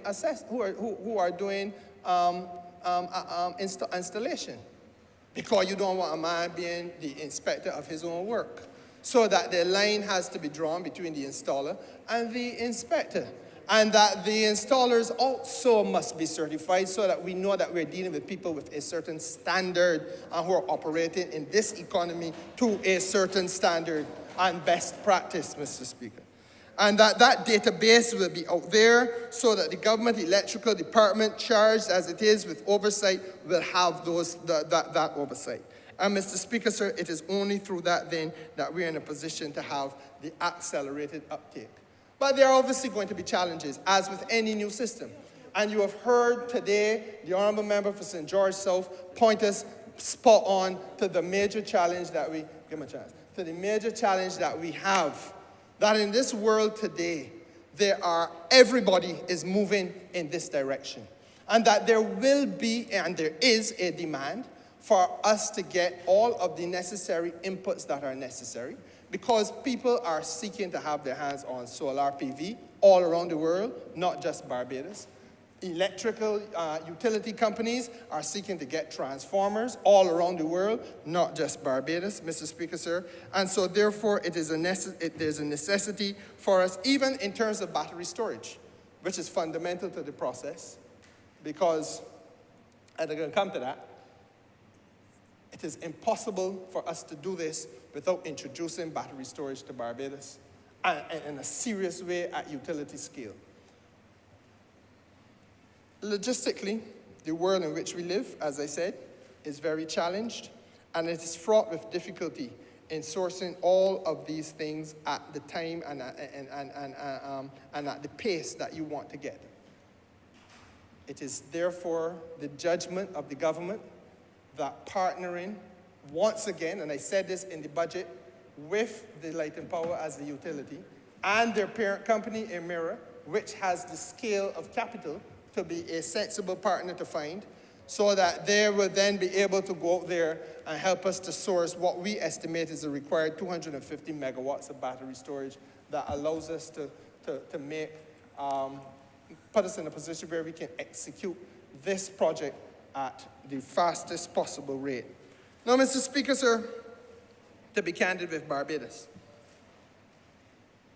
while we can go forward, and I am 100% sure that as I am speaking to you, there is an audit going on by my ministry with respect to the existing storage capacity on the island, so that we will know with certainty by Friday that which we need to have imported so that we can move forward with this. We also, Mr. Speaker, have to also look at what is necessary to modernize the grid. Because it is not just a question of where we are now, but where we want to be. It is no secret that we are beginning to see, well, first of all, let me say, this country has 58 major feeder lines. And there's no secret to the fact that of those 58, Mr. Speaker, sir, 47 of them have absolutely no challenge whatsoever. In fact, when last I saw the figures, sir, there are some feeder lines in Barbados, especially in rural Barbados, sir, that were incredibly empty. I think the lowest that I have seen, sir, there's one at 45. There's one, sir, at 98 megawatts. This is megawatts of renewable energy capacity. And each feeder line is going to be able to carry approximately 5 megawatts of capacity. So if you got 5 megawatts is 5,000 kilowatts. If you can carry 5,000 kilowatts, but you have on your line, as some do, 60 and 45 and 90, you know that those feeder lines are capable of helping us to execute the policy that the Prime Minister has put before the House. And that there are 47 in that condition, Mr. Speaker, sir, where we can, as soon as we can finalize, fine-tune the policy, begin the process of execution, so that every householder, and in rural Barbados, I sit right opposite the member for St. Andrew. In rural Barbados, in the parish of St. Andrew, where almost every householder can immediately move in the direction of having solar PV on his or her own house. I sit across from the member for St. Thomas, Mr. Speaker, sir. Same principle applies. Equally, however, there are 1 or 2 feeder lines which are closer to the 5,000 megawatts than all the others. There are about 4 of them that are in that danger zone. When I say danger zone, that zone where we have to monitor it carefully.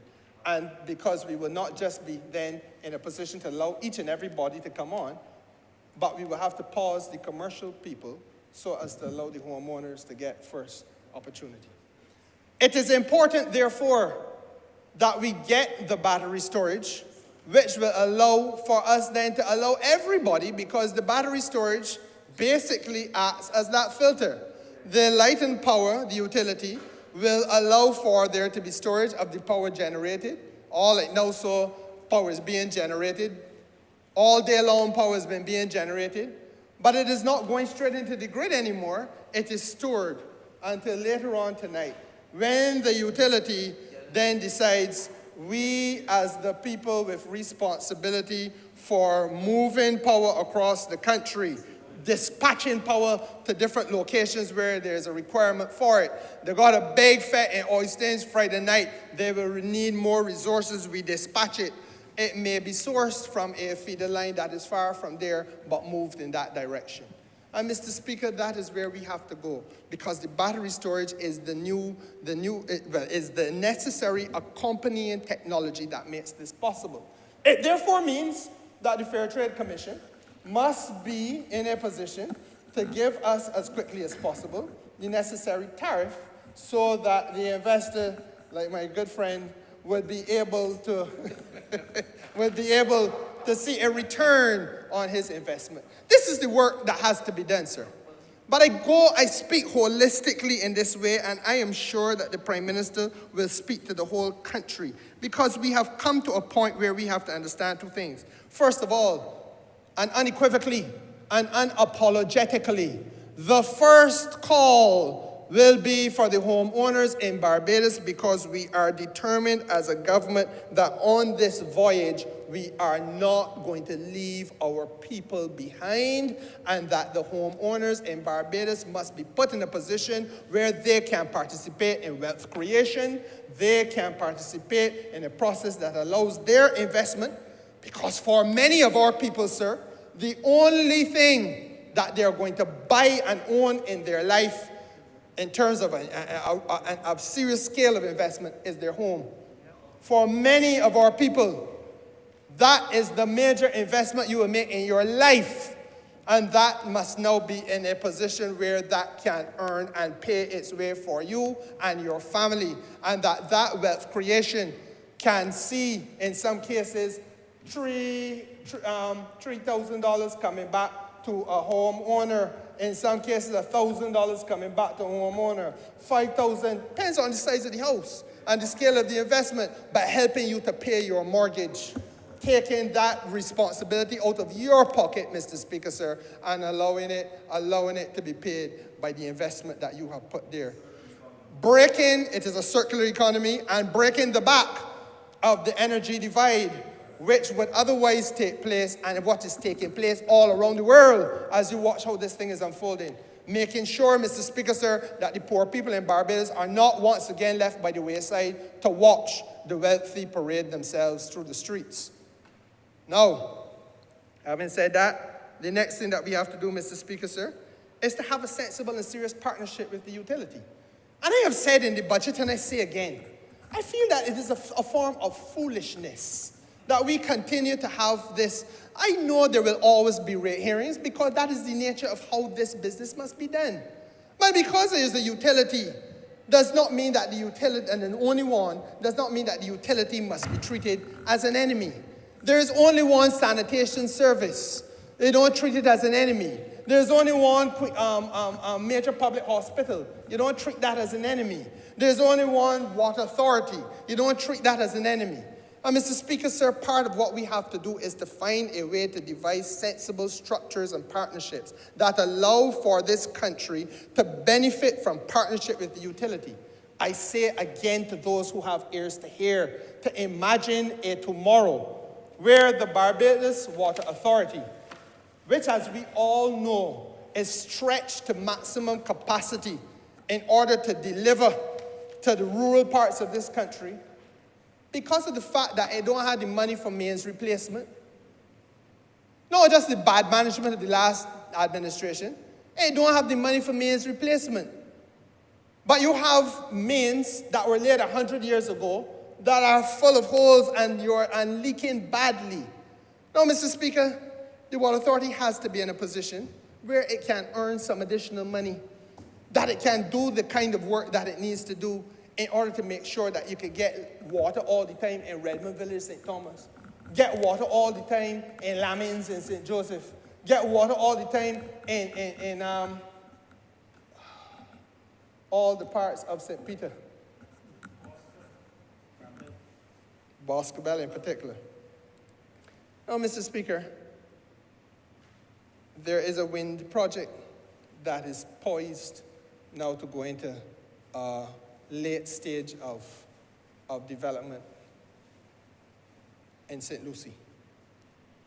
That project, sir, will see or is expected to see the Water Authority play a role. The Barbados Light and Power is interested in only a part of the potential scale of the investment. So there's room for other entities to come in, and you have heard the Prime Minister say, this is an opportunity for us to bring on board statutory entities in government that need to be given the opportunity to generate income so that you can take off of the backs of the people that you and I represent, Mr. Speaker, the additional responsibility of having to look for millions of dollars in order to do the things that were not done by past administrations. So that this makes wonderful good sense, therefore, if we can have an entity like the Water Authority, but they're not the only one. The Barbados Transport Board is another one where it costs large amounts of money. We like to stand up and watch the electric buses go by. I don't know if all the members in here have ever ridden on one, but I have, and it is a lovely experience, Mr. Speaker, sir. And we like, as we heard just now, we like to beat our chest and talk about how many we have, but they come at a cost. But you could retrofit the whole fleet if you found a way to allow that type of income to be generated, even where the Transport Board goes about its other normal business, because all it has done is to buy into the fact that the sun is going to shine tomorrow.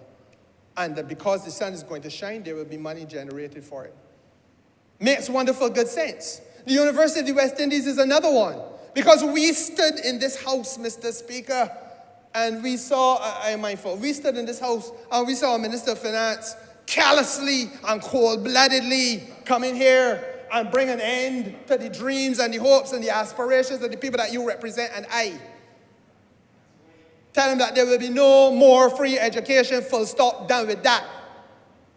We had to reinstitute it as the first order of business in this Parliament in 2018, Mr. Speaker. But it comes at a cost, and therefore it makes wonderful good sense to allow for the university also to be a partner, and that they can too be in a position where wealth is generated simply because of the fact that the wind will blow tomorrow and the sun will shine. And that's what this is about. And so therefore, Mr. Speaker, sir, I thank you for your indulgence. I know I've come to that point where I must stop, but You're aware of that? I'm aware of that, sir, and I'm eternally grateful to you. But, Mr. Speaker, sir, I think you would agree that this is a very important topic. And I just simply want to say in closing, beyond my expression of gratitude, that this is an idea whose time has come, and I want the people of this country to feel a sense of pride that they can now look at the grandfather of the trade union movement in Barbados and see its participation on behalf of the people who it represents in this important sector. They can look at the national oil company, which is the Barbados's energy investment, and see that it is now in the forefront of the economic activity in this sector, and they can feel a sense of pride that they are now in the realm of being the only people in the world who, as homeowners, have access, as of right, by their elected government, to being able to get the PV systems and renewable energy systems at their homes.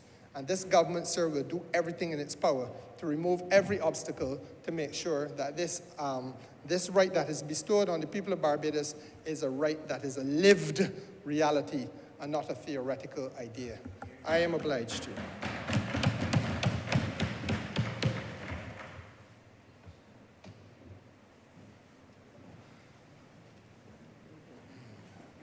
Honourable Member for St. James South.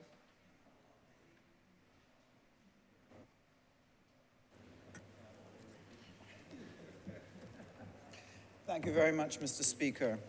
I really want to congratulate all of my colleagues that have spoken today. It has certainly been a tremendous education for those of us who've had the opportunity to listen, and it has provided us with a greater understanding of the dynamics that surround the things that we do as a government and how it impacts on the daily lives of Barbadians. One of the things that has excited me, I think one of the most exciting programs for me has been the Smart Energy Program and this housing program, because I believe it has the tremendous power to transform Barbados and to take Barbados and Barbadians to new places where we can look forward to a life where we are able to fit in better to a global community that is advancing at many levels. One of the challenges for small island states 300,000 people, 166 square miles, is how do you keep building capacity and opportunity for your citizens, for your enterprises to be able to grow and develop when you have limited resources, you have limited opportunities in terms of your trade, and you have so many factors that keep pressing against your economy. And I think that this government has shown tremendous creativity in looking at what are some of the opportunities. It reminds me of that term, what is it you have in your hand? And you take that which is in your hand, that which is in your grasp, and you become innovative with it, you become creative with it, and in so doing, you come up with ways to manage difficult situations. Now, this particular program, Mr. Speaker, when we look, for example, at the issue of how we are going to be able to provide housing in this country, this has been a tremendous challenge to us for many, many, many years.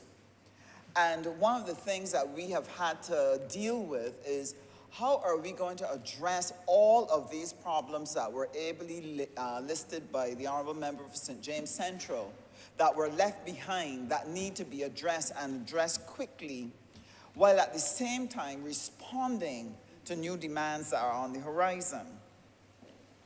So in putting forward this particular approach to getting housing for people and adding the Smart Energy program to revolutionize how we provide our electricity has been really a good effort by this government. And what is it we have hoped to achieve by so doing? Sir, in my constituency, access to housing has been a tremendous problem for many, many young people and many families. Overcrowding has been a severe pressure, causing dysfunction and stress within families. And therefore, this program by the Honourable Member for St. George South in the provision of 10,000 houses is a very welcome project to this country and certainly to my constituency in St. James South, where you have large families who are in urgent need of relief, where young people are eager to move out and be able to get their own affordable housing so that they can continue to build their families. But sir, this is here not just to relieve the housing issue. This housing program is something that is here to help revive the Barbadian economy, and married to the Smart Energy project, which we are looking to, which we've already started working on, is going to make a tremendous difference to the opportunity for jobs, for the opportunities for entrepreneurs to be able to start businesses, so that we are able to create again that promise of hope for a future.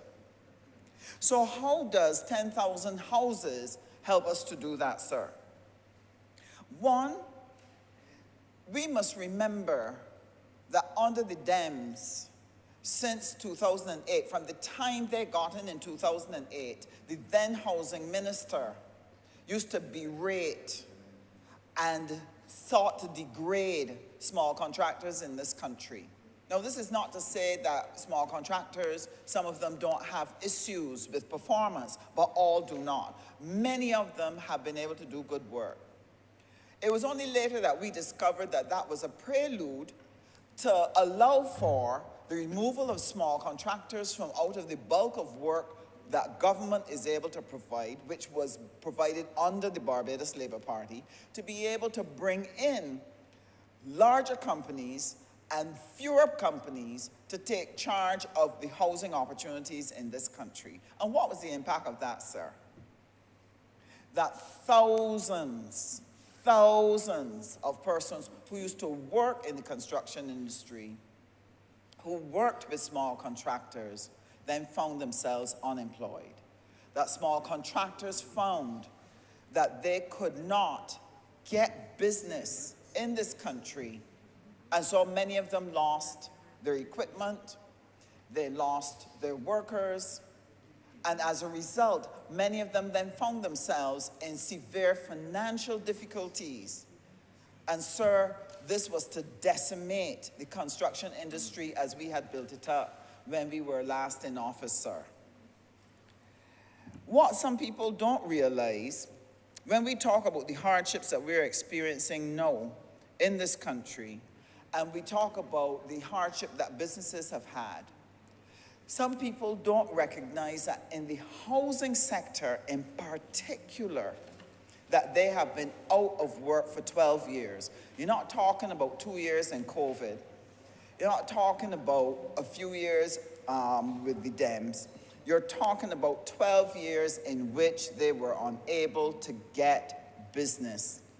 And sir, when you are seeking now to revive that industry, when you're seeking to revive that sector, a program of 10,000 houses is a tremendous lifeline to them.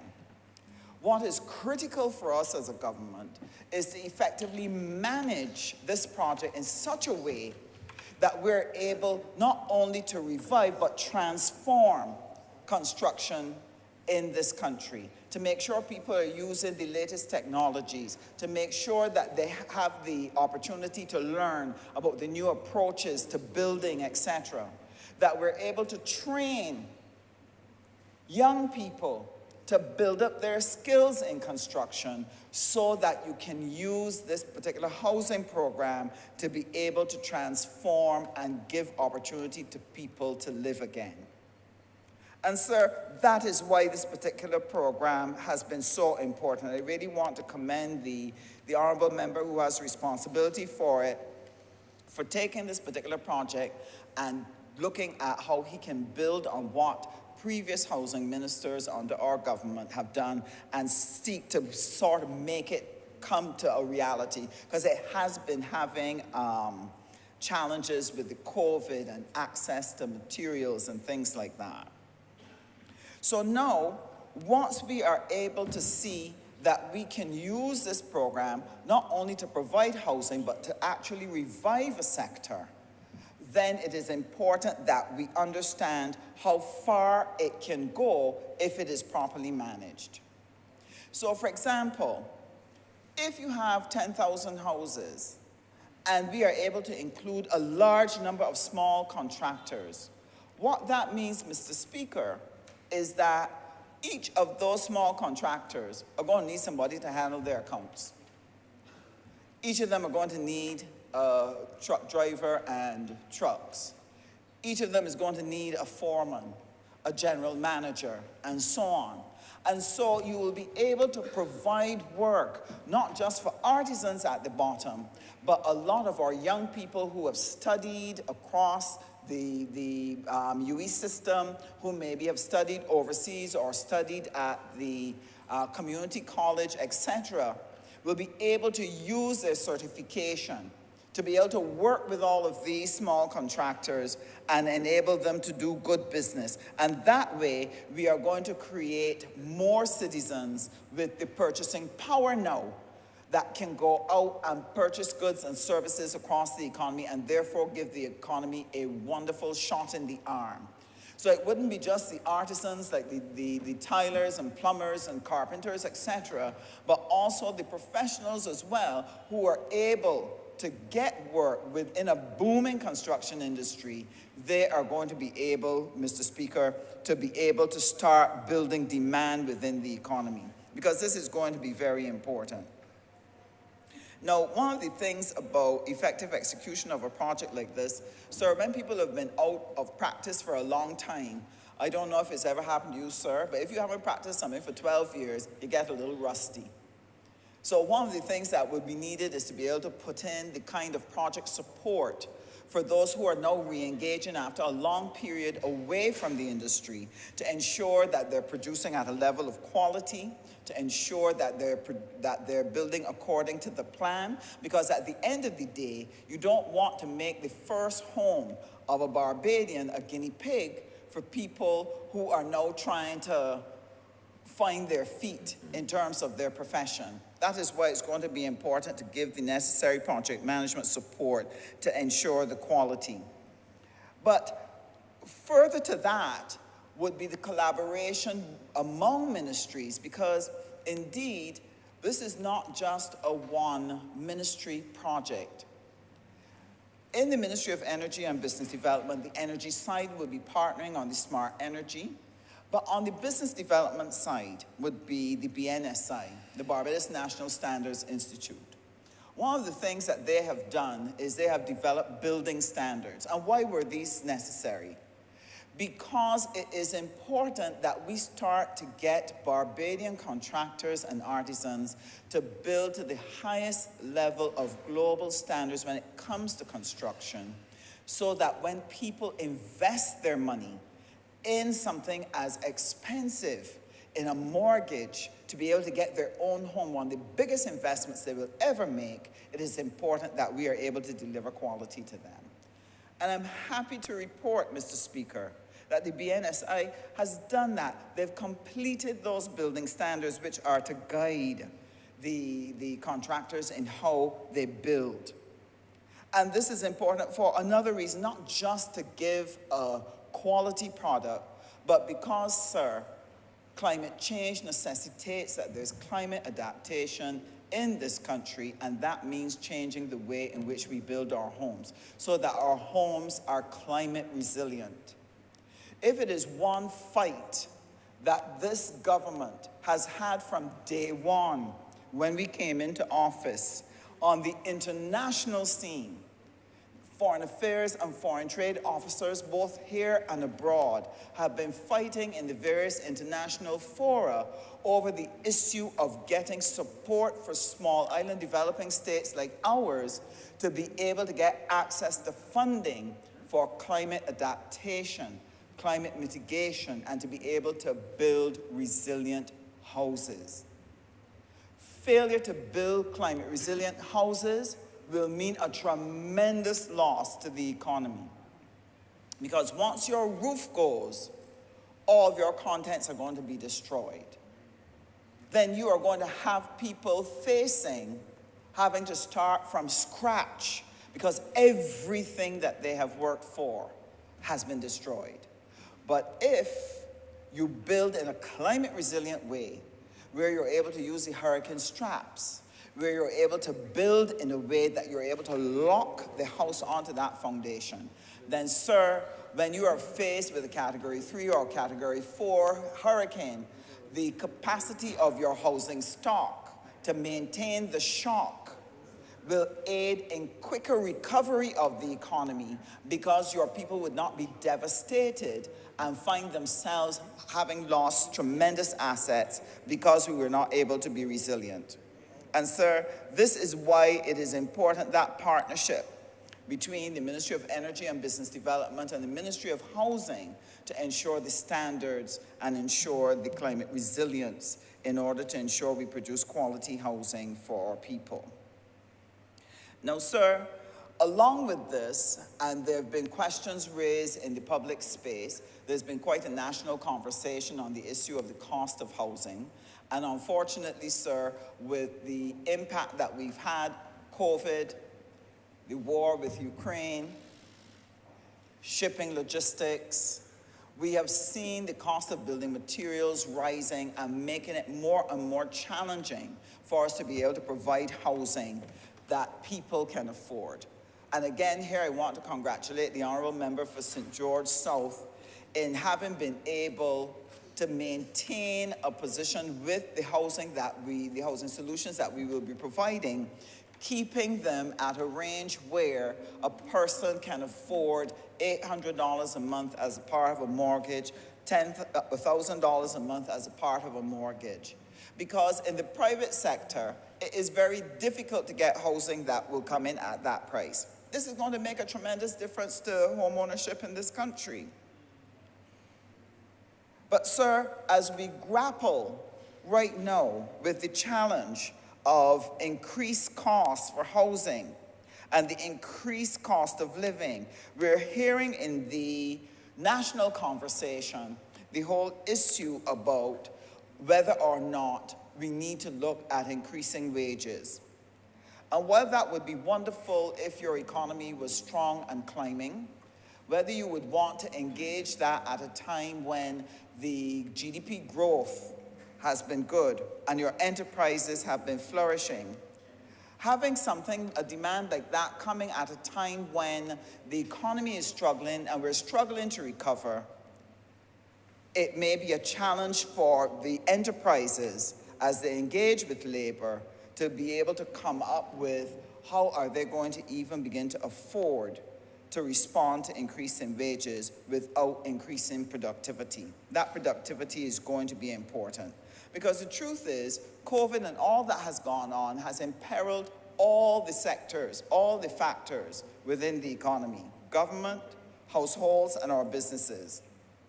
And therefore, what we have to do is that the three entities have to sit down together to work through what is the best way that we can navigate these challenges to be able to ensure that we can still keep going forward, including our housing program, including our smart energy program. So one of the things that, for me, and that's why I love the excitement of the marriage of the two things, the housing and the smart energy, is the fact that if people are able to engage in the renewable energy and they're able to save on their light bill, one of the things that will do is provide a household with more income that it can respond to inflationary conditions. That would be one of the measures that would help. And this is why accelerating the access to being able to put the PV panels on the roof is going to be an important part of that response to give households a chance to increase their disposable income and therefore manage the impact of inflation. The second thing too, sir, is that we will have to go back to our roots. In the old days when our seniors didn't have money and didn't have enough to do things, they turned to, that's the term they used to use, they would turn to and do something. They would use what was in hand. And sometimes they would turn to agricultural skills. And that is why the program that is being managed by the Honourable Member for St. Philip South is so key, because in getting householders to get back to agriculture, this is how we will put food on our tables. This, again, will be a coping mechanism that people are going to be able to use to help them weather the storm of increasing inflation. And then it is about increasing your skills. No one is going to stay at the level where they can only afford a mortgage of $800. Over your career, people will find that as we continue to grow the economy, they can get career advancements. They can transition to new businesses where they can get better jobs, get better pay. All of this will make a difference to the type of home they can afford and how quickly they can deal with their mortgages. And this is why it is important for Barbadians to pay attention to the number of initiatives that are being put in place by the government to help them do just that. The National Transformation Initiative is there to assist the average Barbadian using the online platforms to acquire skills that can help them to increase their value per hour and, as a result, earn more. And therefore, this is one of the ways that young people can go about increasing their income to be able to be a part of this housing revolution. So very important. The Advanced Youth Corps is another place in which they're learning skills. SJPI is providing them with skills. And these are the opportunities that people need to take on board if they're going to be able to afford a home. And the last thing I want to share is there needs to be a revolution, sir, in not only how we deal with energy, how we provide housing, but I think that there has to be a revolution in how we as Barbadians look at how we engage our national space. That there needs to be a change in our attitudes, where we begin to think about taking responsibility, where we begin to think about partnership in order to get things done, whether it's at the community level or the national level. I want to encourage every Barbadian. There is going to be room for you in the energy sector. That it will not only have space for the big businesses with the big bucks that can put down the energy farms, but there's going to be room for people who have some dollars who want to be able to invest and be a part of that energy revolution. But what is going to be needed for you to participate? One of the things, Mr. Speaker, is that Barbadians have to understand that they have to learn to manage risk, that they have to be willing to take risks, that the only way they can benefit from the tremendous opportunities which this government is putting on the table in so many different sectors is for them to understand how they can better participate and take risks. And one of the programs that we've put on the ground to assist them in that preparation is financial literacy training. It is going to be one of the most revolutionary things that we will do that will enable Barbadians to participate and take part in the many opportunities which this government is providing. Because failure to get that change in our financial literacy and building people who understand what it is to work together, make money together, invest together, get into co-ops, etc., buy bonds, buy shares, start businesses. If we do not build that culture within the Barbadian personality, what will happen is that all these wonderful opportunities will emerge, and the same people who were getting all of the opportunities in the past will get the opportunities in the present and get the opportunities in the future, because we have not changed how we engage the Barbadian space and Barbadian opportunities. So I want to encourage every single Barbadian, get involved in the financial literacy training. Get the information on the Smart Energy program and prepare yourself to be able to participate. Persons who are keen on getting their own homes, this is the time to start looking at how you can generate additional income by using your skills to do extra beyond what you're getting in terms of wages, and be able to start looking at saving so that when the time comes and you get that telephone call saying that you have been approved for a home in Barbados, you have what is necessary at your disposal and at the disposal of your family to say, yes, I can take up this opportunity. I can move my family now to its own space, and we can advance and live better as a family because we're able to make progress in this Barbados. So I want to encourage everyone. I want to encourage all those of you who are mentors to others. Let us work with our Barbadian citizens. Let us teach. Let us educate. Let us nurture. Let us coach them in taking up the opportunities that will be available so that they too can be a part of the vital future of Barbados and profit and benefit from all of the programs which this government is working so hard to put on the table, that all of us can have a better future. I'm obliged to you, Mr. Speaker. Honourable St. George South. Thank you, Mr. Speaker. I rise to wrap up this debate with respect to the lease of 14 acres of land to BNOC for the construction of a 5 megawatt photovoltaic plant with storage. And I want to thank those members who contributed. 2 members, member for St. James Central and St. James South. And to end by saying to the chamber, and you, Mr. Speaker, and to those listeners, this government has taken on board the need to swiftly move the goalposts to ensure that not only we can address and deal with the rising fuel prices, but that we can be a leader in renewable energy innovations and initiatives within the region, with a view that our people on these shores can benefit as we seek to build out this economy and this country on all pillars of sustainable development. While I mentioned the whole aspect of the silent housing revolution, lands allocated, whether it's for renewable energy, it is for housing, it is for agriculture. That's the role of the Ministry of Housing, Lands and Maintenance as we seek to push the various frontiers to give our people opportunity.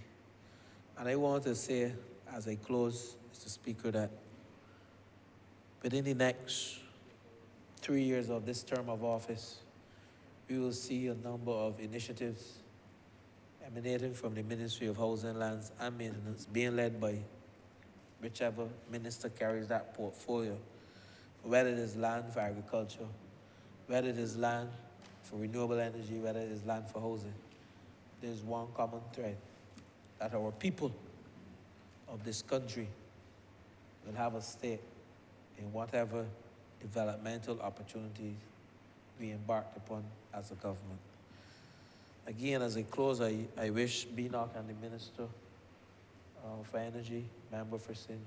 James Central, every success as we construct this plan to be the second person as a government, as a state-owned entity, to lead the charge in building a photovoltaic plant that can see the start of what we consider the transformation process and allowing us to reach that goal by 2030 of being fossil fuel free or 100% renewable country.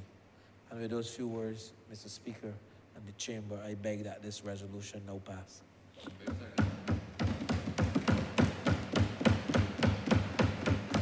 The question is that this resolution do not pass. All honorable members in favor, please say aye. Those against, please say no. Meeting the ayes have it. This resolution stands passed. Honorable Leader of Government Business. Thank you, Mr. Speaker. With that, we've come to the end of today's sitting, and I therefore beg to move the adjournment of the House until Tuesday, the 24th of May at 10 a.m.